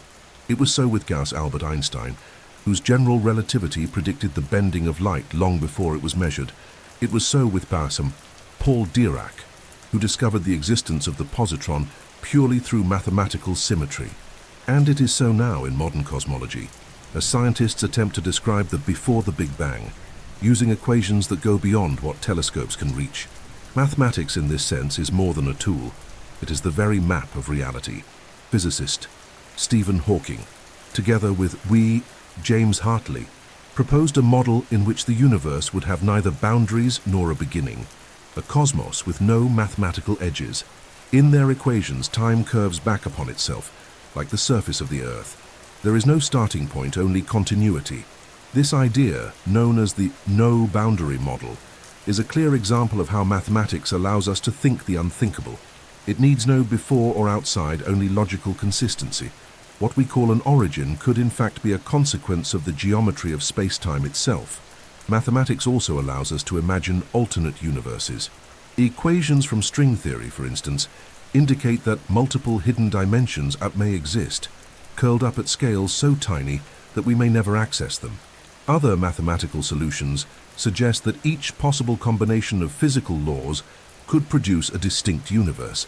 All of this arises from coherent mathematical structures, even when they cannot be observed. It is as if the cosmos were the physical reflection of a deeper numerical reality, a symphony that plays eternally in patterns only mathematics can hear. What makes mathematics so mysterious is its effectiveness. Why do symbols invented by the human mind describe nature with such precision? Why does the same type of equation that governs ocean waves also explain how light moves through distant galaxies? This coincidence is one of science's deepest philosophical questions. Perhaps mathematics is not an invention, but a discovery, a language intrinsic to the structure of the universe. In that case, the cosmos does not merely obey mathematical laws, it is mathematics made physical. In seeking to understand the before time, scientists pursue not only answers but coherence. They search for an equation that unites everything, gravity, energy, matter, and space, into a single expression. This quest for a theory of everything is at its core the attempt to translate the infinite into logic. We may never witness the instant before the Big Bang, but if we can describe it mathematically, we will have reached as close as human reason can come to the divine, understanding how nothing becomes existence through symmetry. In the end, mathematics is the bridge between silence and creation. It turns mystery into structure, the invisible into the comprehensible. And even if we can never touch the before, we can describe it with astonishing precision, as if the human mind itself were a continuation of the cosmos, trying to understand itself through numbers. In an increasingly digital world, the boundary between the real and the virtual becomes thinner each day. But what if that boundary had never existed?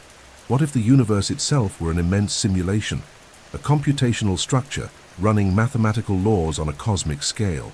This is the hypothesis proposed by thinkers like Nick Bostrom, a philosopher at the University of Oxford, who introduced one of the most provocative ideas in contemporary physics, that all of our reality might be a program running on some kind of informational substrate, a digital universe, where matter is merely the visible appearance of information.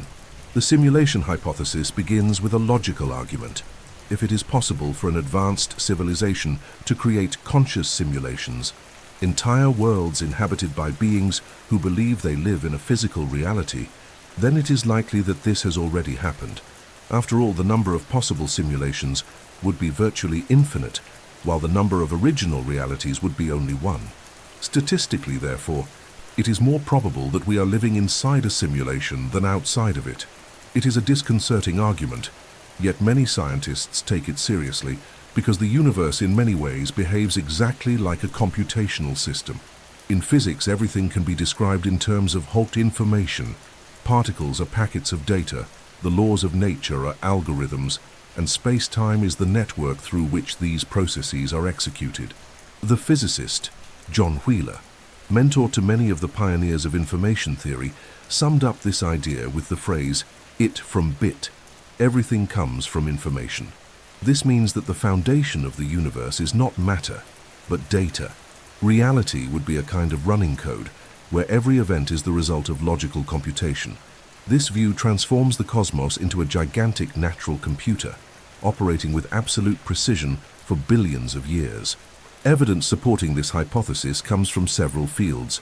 In quantum mechanics, for instance, the behavior of particles seems to depend on observation, as if reality were only rendered when someone looks. Moreover, the universe has a limited resolution. There is a minimum size for space, known as the Planck length, and a minimum duration for change, called the Planck time. These limits function like the pixels and frames of a digital simulation. Even the principles of energy conservation and thermodynamics can be interpreted as consistency rules that prevent cosmic bugs, keeping the simulation stable. Modern cosmology also suggests that the universe is finite in information. There is a maximum number of bits that can be stored in any region of space, determined by the amount of energy available. This connects to the holographic principle, which proposes that all the information contained within a volume can be represented on its surface. Put simply, the three-dimensional universe we live in could be the projection of a deeper two-dimensional reality, much like a hologram. If that is true, the cosmos is not a simulation in the human sense, but a natural, self-existent computation where information is the very substance of reality. From a philosophical perspective, this hypothesis radically reshapes the notion of existence. If we are part of a program, then what we call consciousness would be a form of internal information processing, a simulation within the simulation. But this would not diminish the value of life. It would only change how we understand it. After all, even if reality is code, it is real to those who live it. And perhaps the purpose of the simulation is precisely to allow the universe to observe and understand itself through us.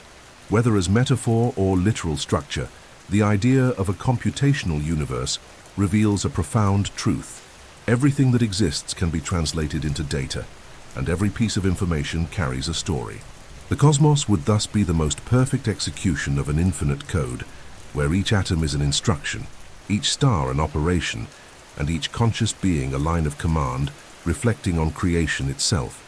Among the most astonishing ideas in modern physics is the notion that the universe we inhabit may, in fact, be a projection, a three-dimensional illusion emerging from an invisible two-dimensional surface.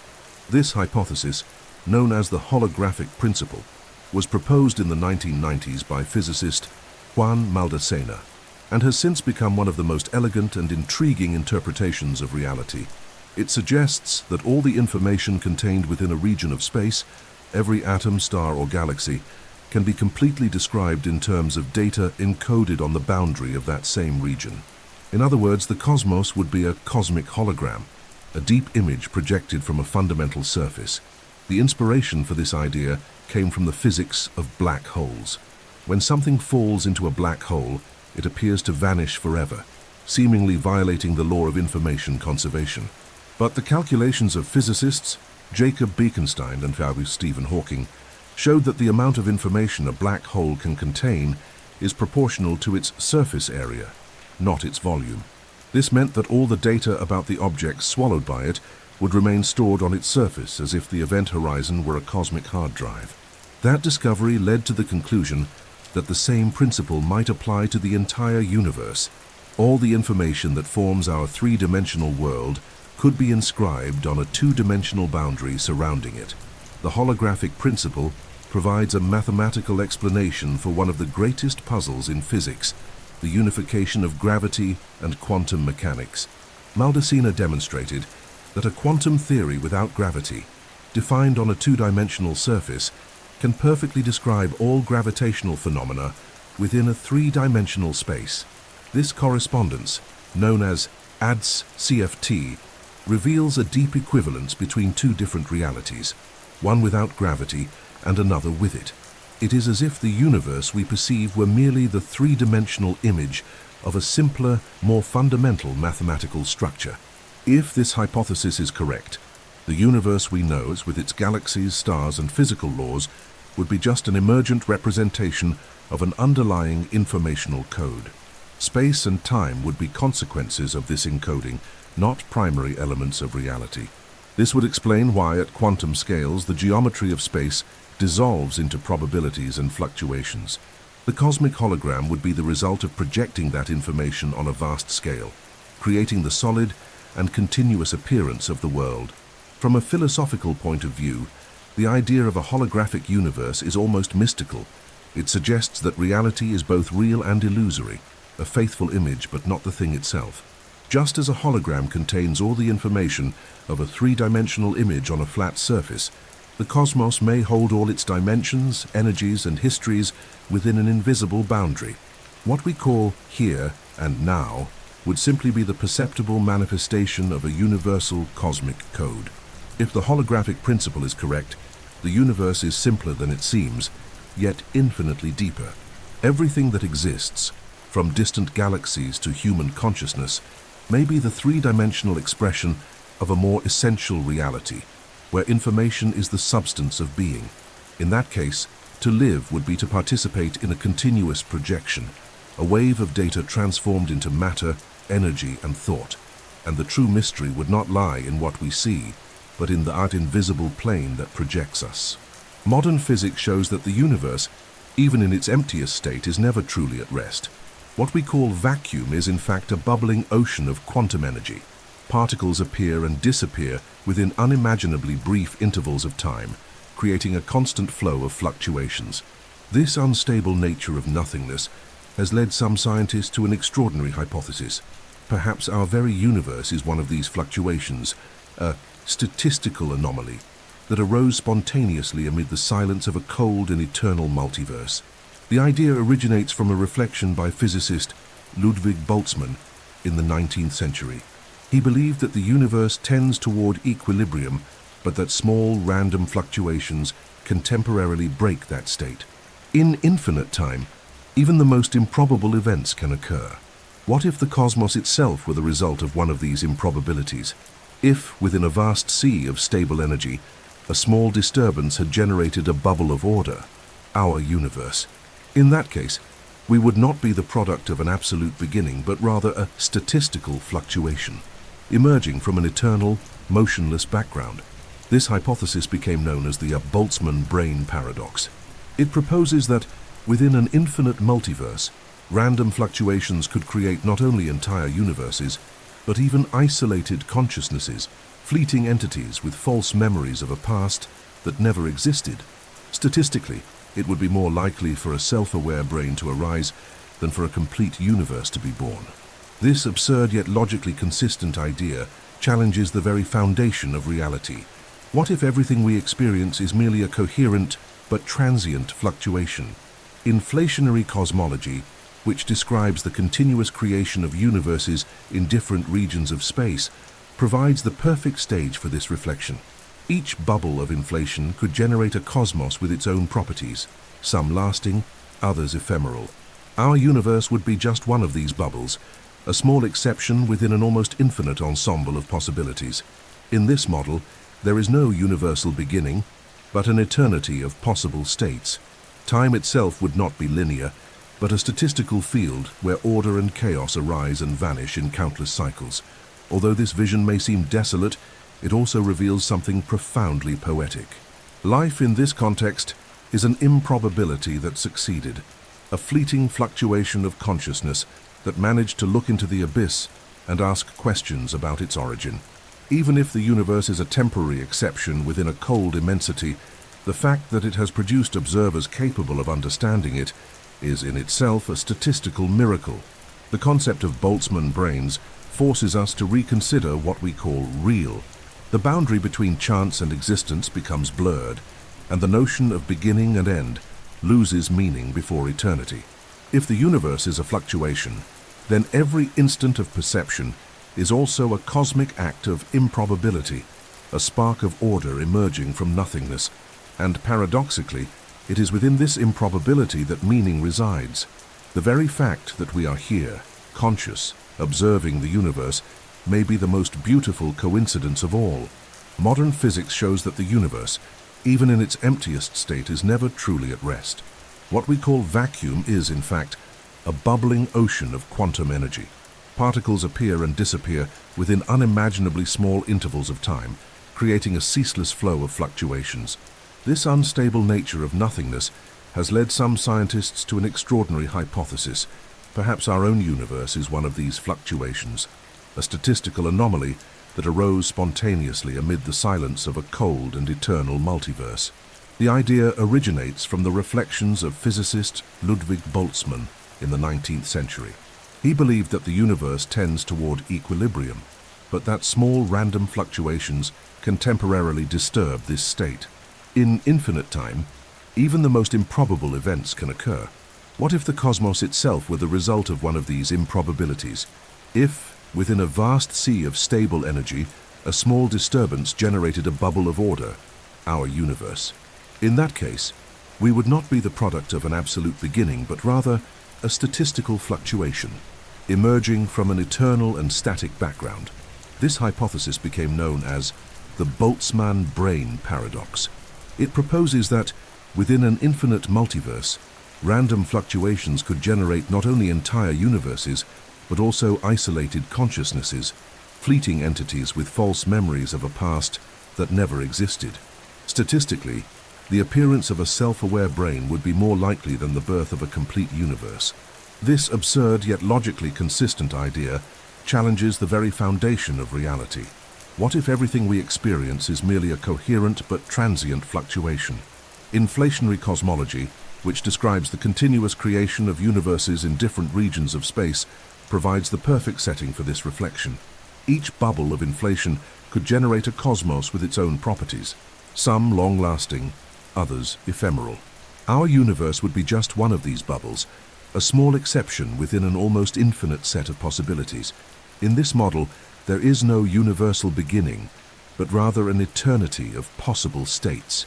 Time would not be linear, but a statistical field where order and chaos appear and vanish in countless cycles. Although this vision may seem desolate, it also reveals something deeply poetic. Life in this context is an improbability that succeeded, a fleeting fluctuation of consciousness that managed to gaze into the abyss and ask questions about its own origin. Even if the universe is a temporary exception within a cold immensity, the fact that it has produced observers capable of understanding it is, in itself, a statistical miracle. The concept of Boltzmann brains forces us to reconsider what we call real. The boundary between chance and existence becomes blurred, and the notion of beginning and end loses meaning in the face of eternity. If the universe is a fluctuation, then every instant of perception is also a cosmic act of improbability, a spark of order emerging from nothingness, and paradoxically, it is within this improbability that meaning resides. The fact that we are here, conscious, observing the universe, may be the most beautiful coincidence of all. Since the beginning of quantum physics, one question has intrigued both scientists and philosophers. What is the role of the observer in the functioning of the universe? Does reality exist independently of being observed, or does the very act of observation truly alter what happens? This question, which sounds philosophical, is supported by concrete experiments. On a microscopic scale, particles do not behave like solid objects, but as waves of probability. They have no defined position or state until the moment they are measured. Before observation, they are merely possibilities. The simple act of observing collapses those possibilities into a real outcome. The double-slit experiment, first performed in the 19th century and later reinterpreted in the quantum era, illustrates this paradox perfectly. When electrons or photons pass through two slits and are not observed, they behave like waves, interfering with each other and creating an interference pattern, as if they had passed through both slits at once. But when we place a detector to see which slit each particle goes through, the pattern disappears. The particles behave like solid objects, choosing a single path. It is as if the universe waits to be observed before deciding what it really is. This phenomenon led physicists such as Niels Bohr and Werner Heisenberg to develop the Copenhagen interpretation, according to which quantum reality does not exist in an objective way until a measurement occurs. In other words, the observer is not a passive spectator, but an active participant in the universe. The act of observing does not reveal reality. It creates reality. Each measurement transforms uncertainty into certainty, the possible into the real. This idea challenges the classical view of a cosmos independent of consciousness. Other interpretations attempt to resolve this mystery. The many worlds theory, proposed by Hugh Everett, suggests that all quantum possibilities actually occur, but in different universes. The observer, when measuring, does not collapse the wave function. They simply split into multiple versions of themselves, each witnessing a different outcome. Meanwhile, Carlo Rovelli's relational interpretation proposes that reality is relational. Events exist only in relation to whoever observes them. Nothing is absolute. Everything depends on the interaction between systems. In any of these perspectives, the conclusion is profound. Consciousness and observation are fundamental parts of the cosmos. Even if they do not cause reality in the literal sense, they are the means through which reality manifests. The existence of the observable universe depends on the fact that there are observers within it. The cosmos has become aware of itself through life, and the human mind is the instrument through which it reflects upon its own origin. This relationship between consciousness and existence creates a bridge between physics and philosophy. If the universe only takes shape when it is observed, then our own perception is an integral part of the structure of reality. The act of thinking, measuring, and understanding is not external to the universe. It is the universe observing itself through us. Every gaze at the sky is, therefore, a dialogue between the infinite and the finite, between the cosmos and the consciousness it has generated. Perhaps the true mystery does not lie in how the universe began, but in how it learned to see itself. The observer is the mirror of the cosmos, and every awakened mind is a spark of that cosmic consciousness. In the end, the universe is not merely something that exists, it is something that recognizes itself as existing. When we think of vacuum, we imagine total absence, an empty, silent, and inert space. But modern physics has revealed that the vacuum is anything but empty. It is a ceaseless field of energy, vibrating even when nothing else seems to exist. At the most fundamental level, space is a dynamic structure, where virtual particles constantly appear and vanish. This phenomenon, known as the quantum fluctuation of the vacuum, turns nothingness into a living, creative entity. The vacuum is not the opposite of existence. It is its background, the foundation upon which all reality is woven.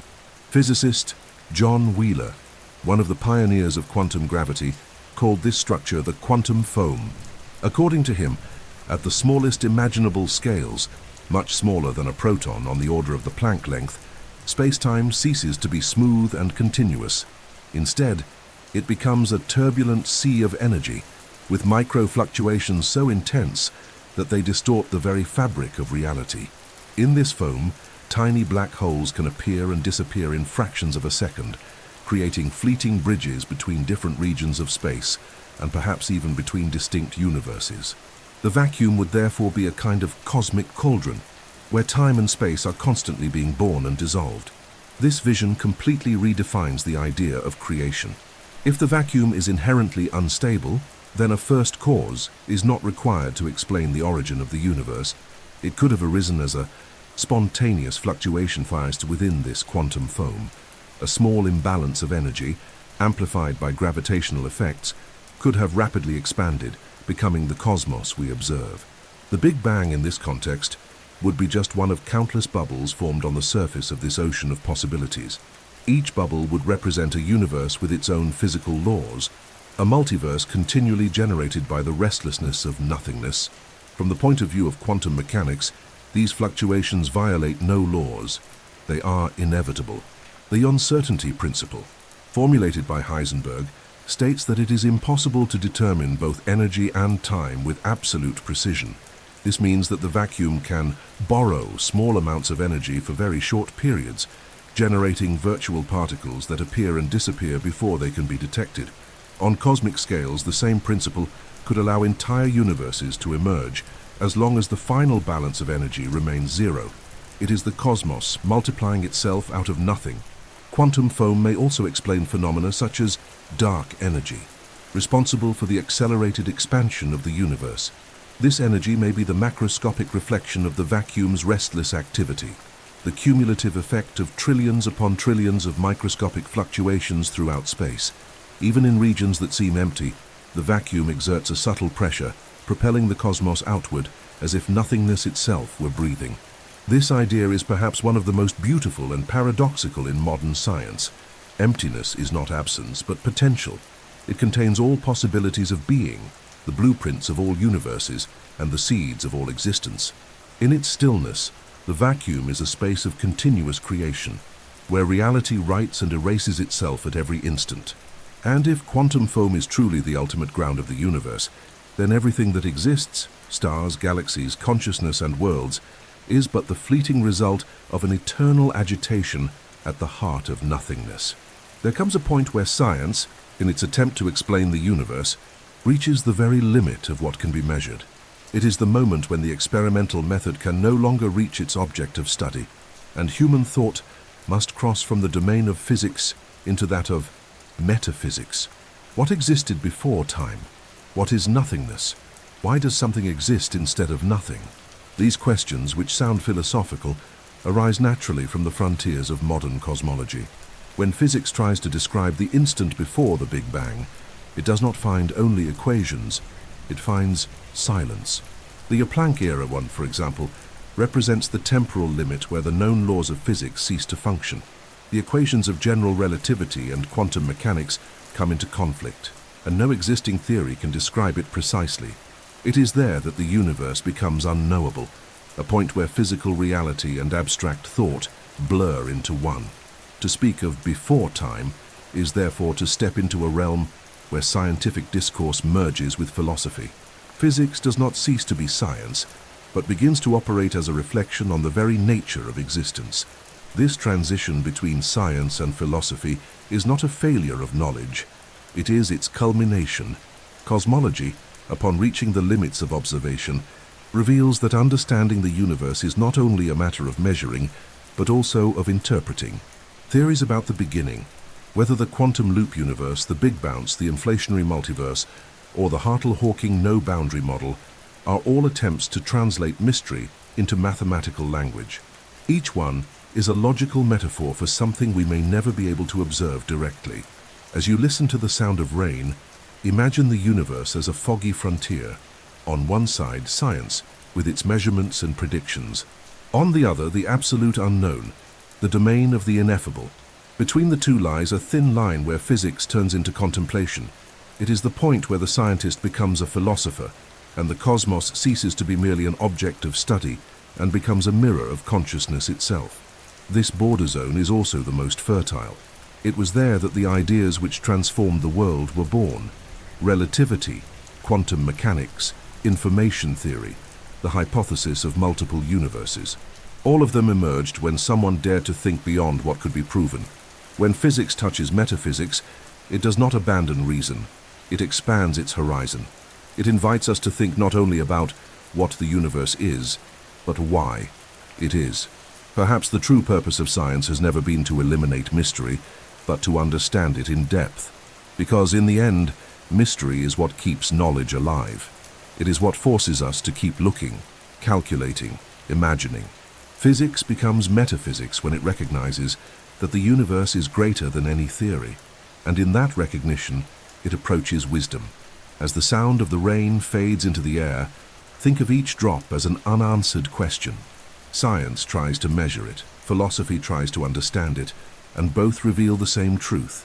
The universe is a question asking itself, and perhaps in seeking answers, we are merely the way it found to keep asking. Among all the questions the human mind has ever asked, none is more profound than this one. Why is there something rather than nothing?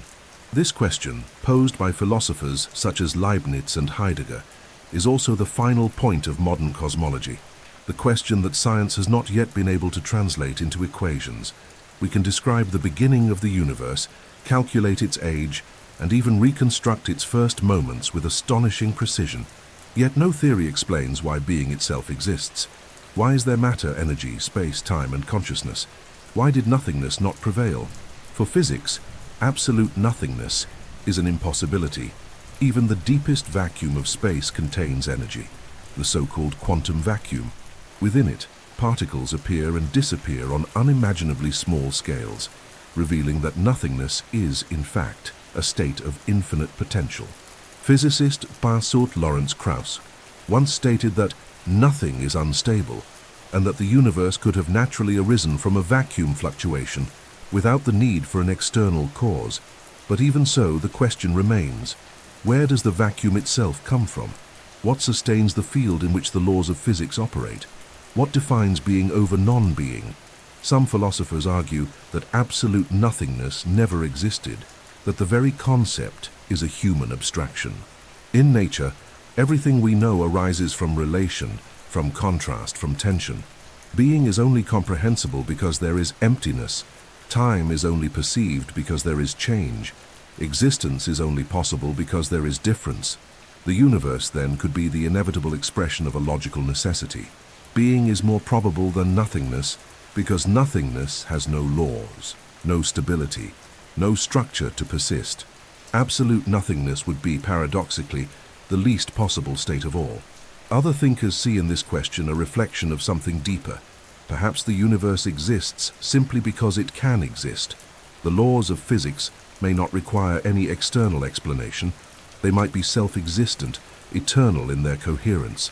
The cosmos, in this sense, would be self-sufficient, a logical system that contains within itself the reason for its own existence.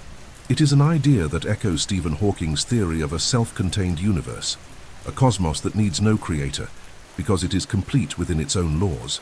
But there are also those who see, in this inability to comprehend nothingness, a trace of transcendence.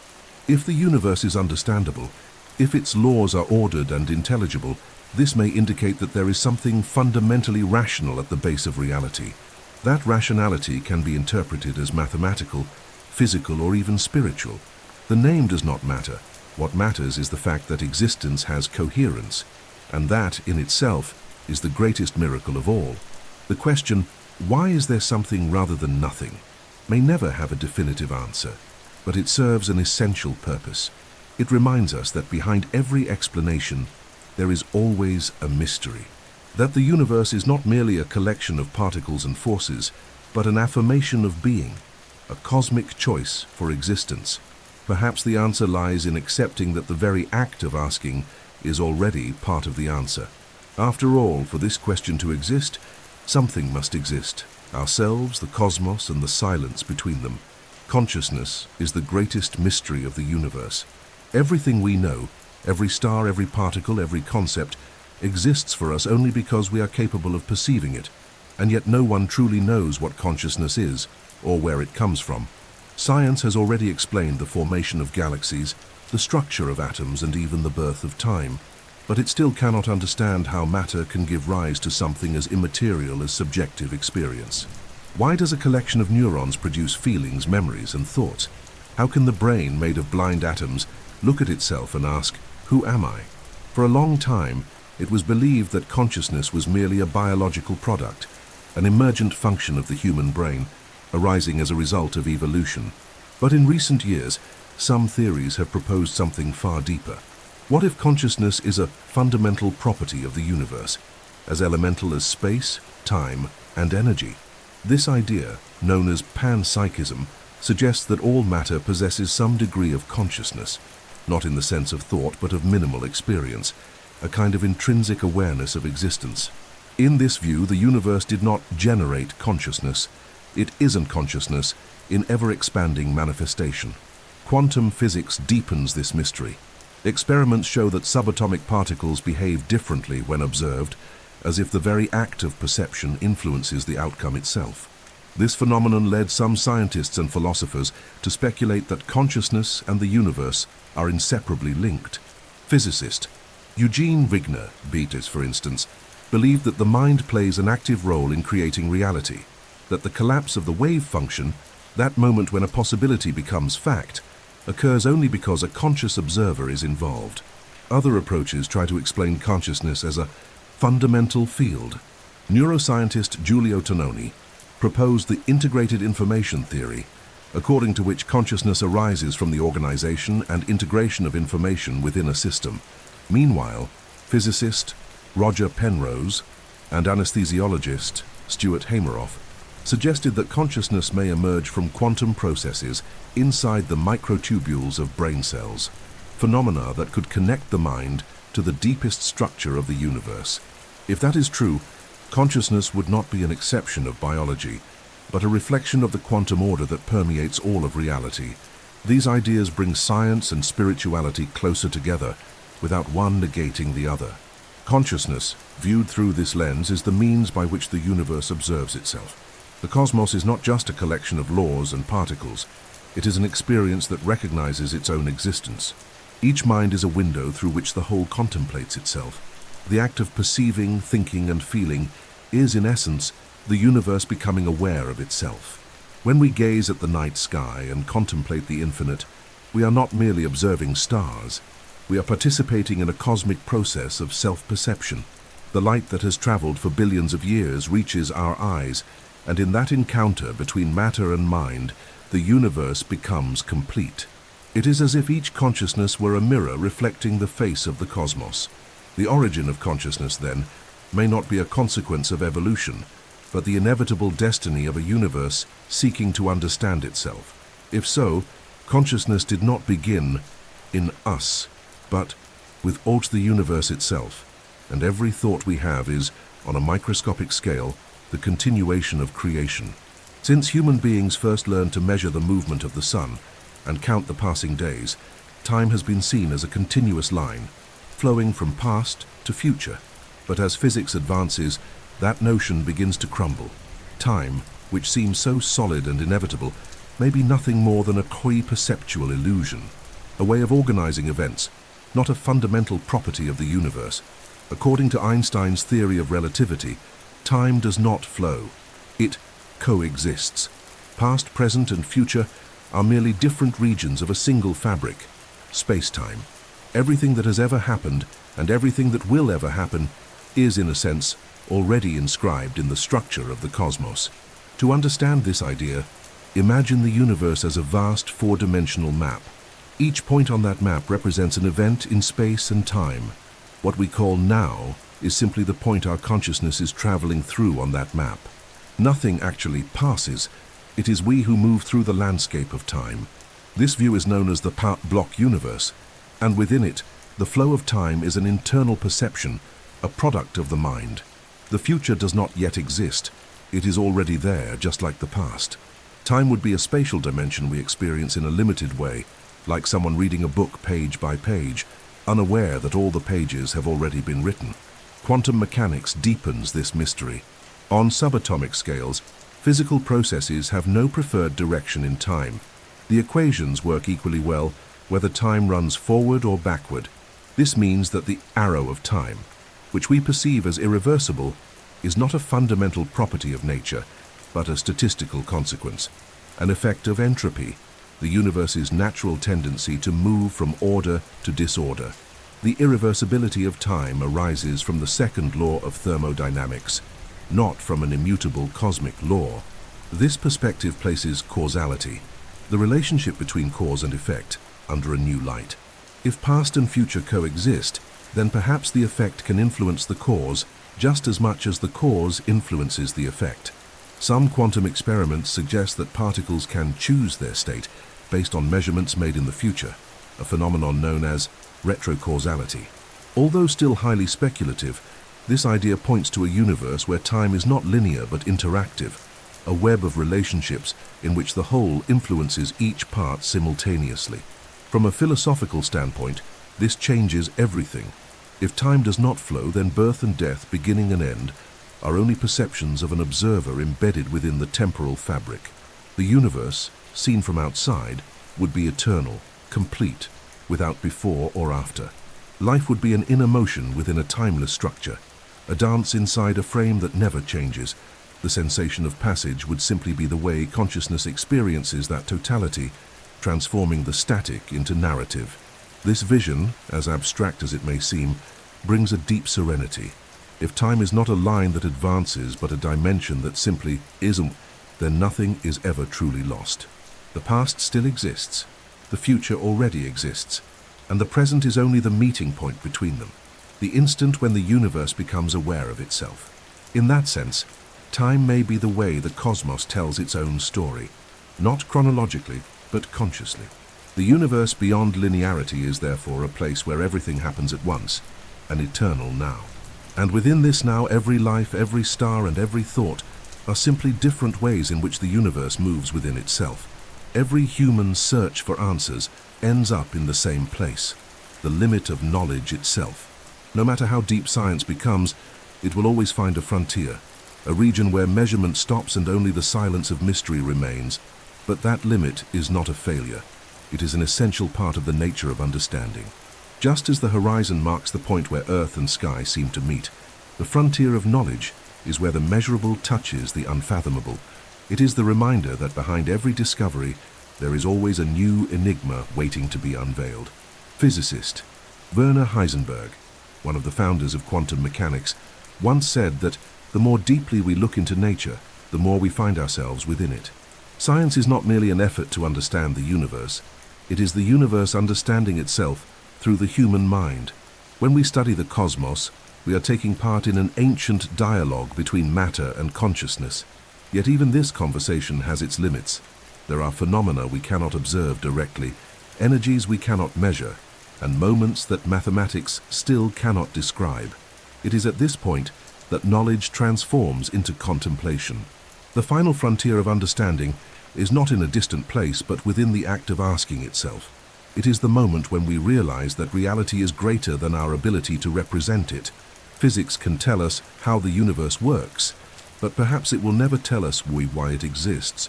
Cosmology can trace the path of matter from the Big Bang to the galaxies, but it cannot reveal what lies beyond time. Mystery is not the end of science, it is what drives it. It is the space where human curiosity meets the vastness of the cosmos.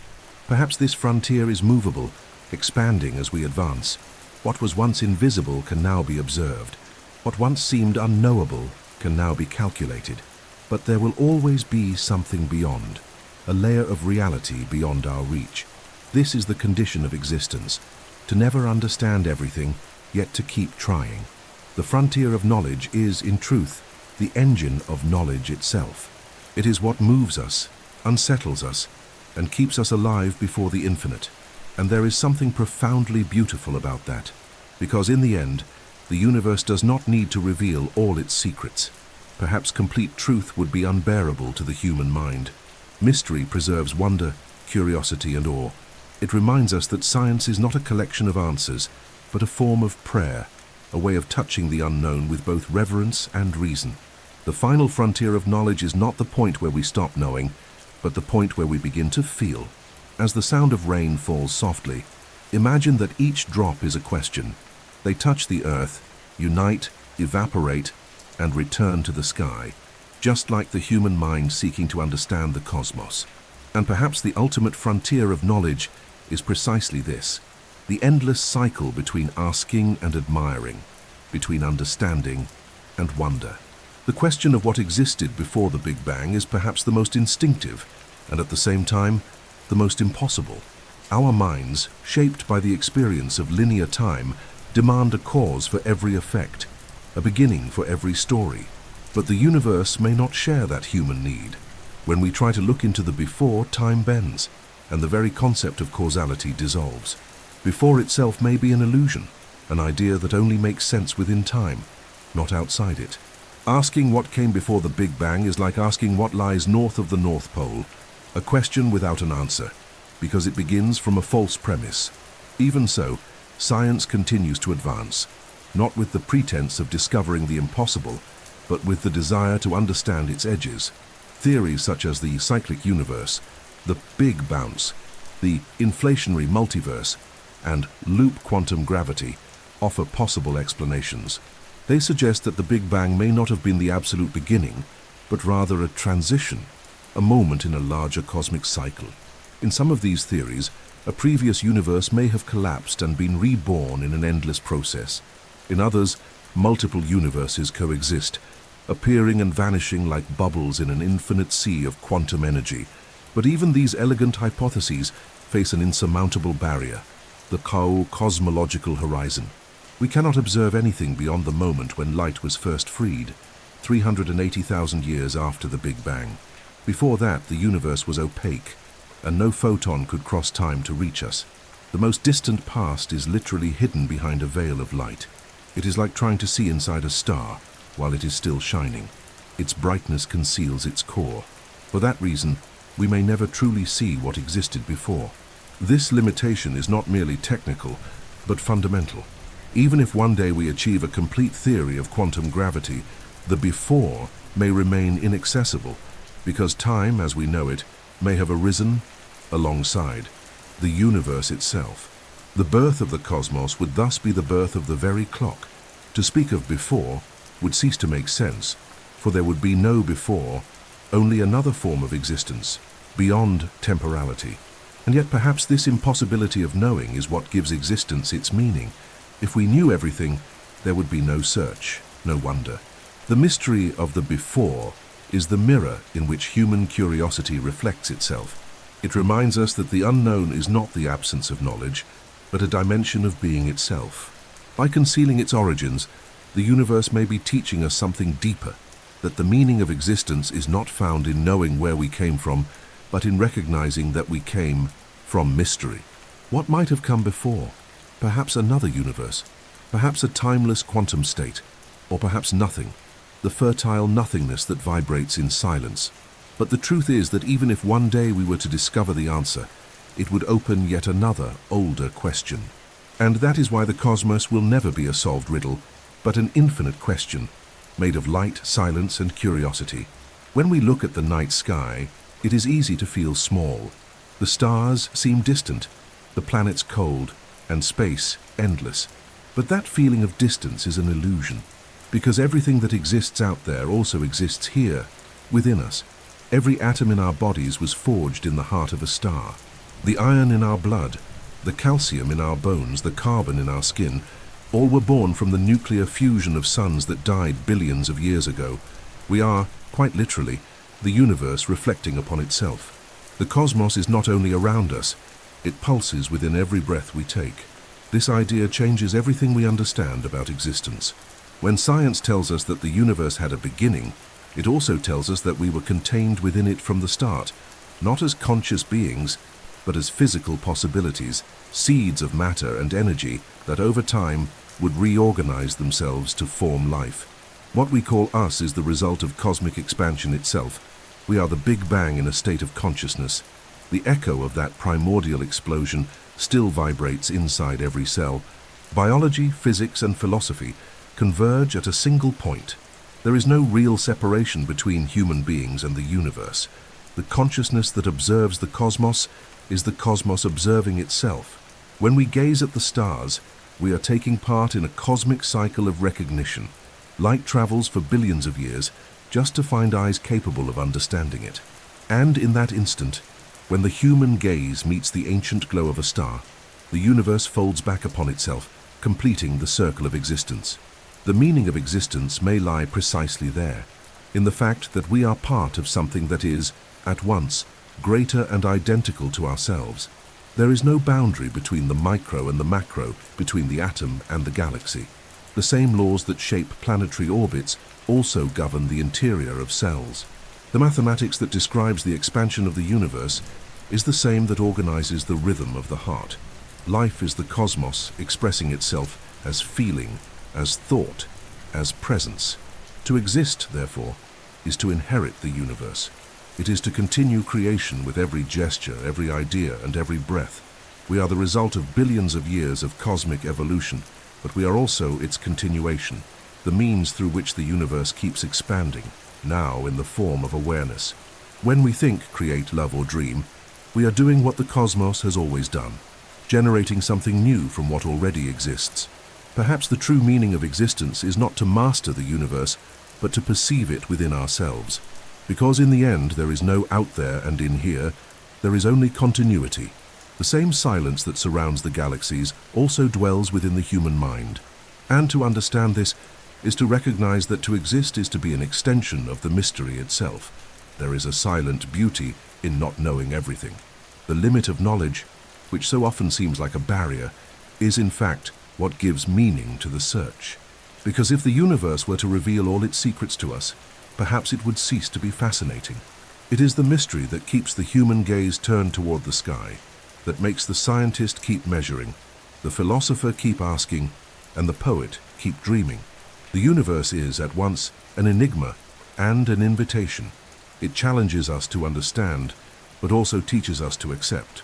Modern science was born from the desire to illuminate the unknown, but never with the intent to destroy it. Every answer we find opens new questions, as if the cosmos itself were protecting itself from the end of curiosity. The laws of physics are firm, yet the meaning behind them remains open, and perhaps that is the perfect balance. The universe offers just enough order to be studied, yet enough mystery to remain alive. That is why knowledge is not a destination, but a path that renews itself with each discovery. There is also something profoundly human in recognizing our limits. In a cosmos so vast, consciousness is a brief flame, and yet it is enough to illuminate part of eternity. Knowing that we do not know is what allows us to keep searching. Ignorance is not the absence of knowledge, but the space in which growth can occur. The limit is where reason and humility meet, where the scientist and the dreamer speak the same language.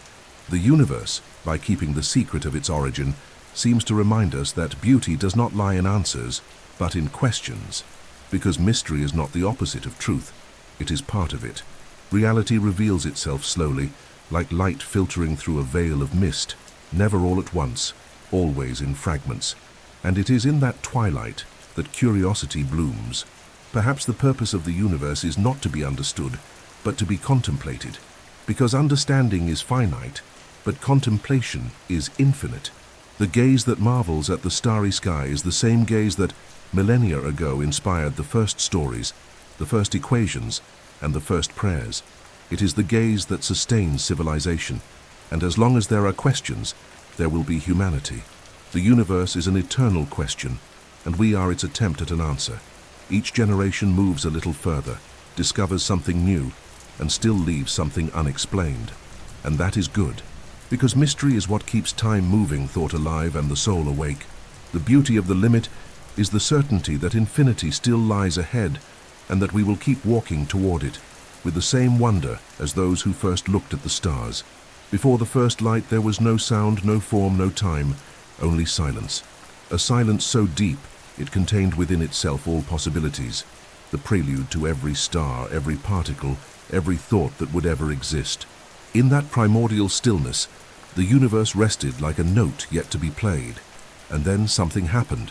A vibration, an imperceptible change, a whisper in the void. Nothing moved, and that movement became creation.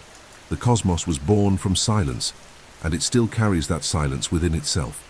In the pauses between atoms, in the distances between galaxies, in the moments when we breathe without thinking, every sound that exists, every heartbeat, is the echo of that first vibration. The universe has not stopped singing since then. It has only changed form. Now the cosmic music manifests as light, gravity, and thought. The stars are luminous notes in a symphony that expands eternally. Space is the score, and time is the rhythm that guides us. Everything that exists vibrates, and every vibration is a fragment of the original melody, the one that was born from silence and has never ceased. And when we stop to listen to the sound of rain, we realize that it carries the same pattern as the universe, a cycle of fall and return, of creation and dissolution. Every drop is a memory of the beginning, a subtle repetition of the first explosion. The universe rains upon itself, and life blossoms from this continuous motion. Even the silence between thunderclaps is cosmic. It is the same silence that preceded everything that exists. Perhaps the meaning of existence is this: to listen to the music that still echoes through time, not to decipher it, but to feel it. Because rational understanding has limits, but the perception of mystery is infinite. We are made of the same sound that created us. Within each of us still vibrates the echo of that first note, the murmur of nothing that became everything. And so, the cycle completes itself. The universe began in silence, and it is in silence that it reveals itself once more. When we close our eyes and listen to the sound of rain, we return to the origin. With every breath, the cosmos breathes with us. With every thought, it recognizes itself again. And as long as there is someone capable of listening, the universe will continue to sing. And thus we end our journey through the universe. If you enjoyed this experience, leave your like, subscribe to the channel, and activate the notification bell. It really helps us continue bringing stories like this, full of science, calm, and mystery. Tell us in the comments where you are listening from.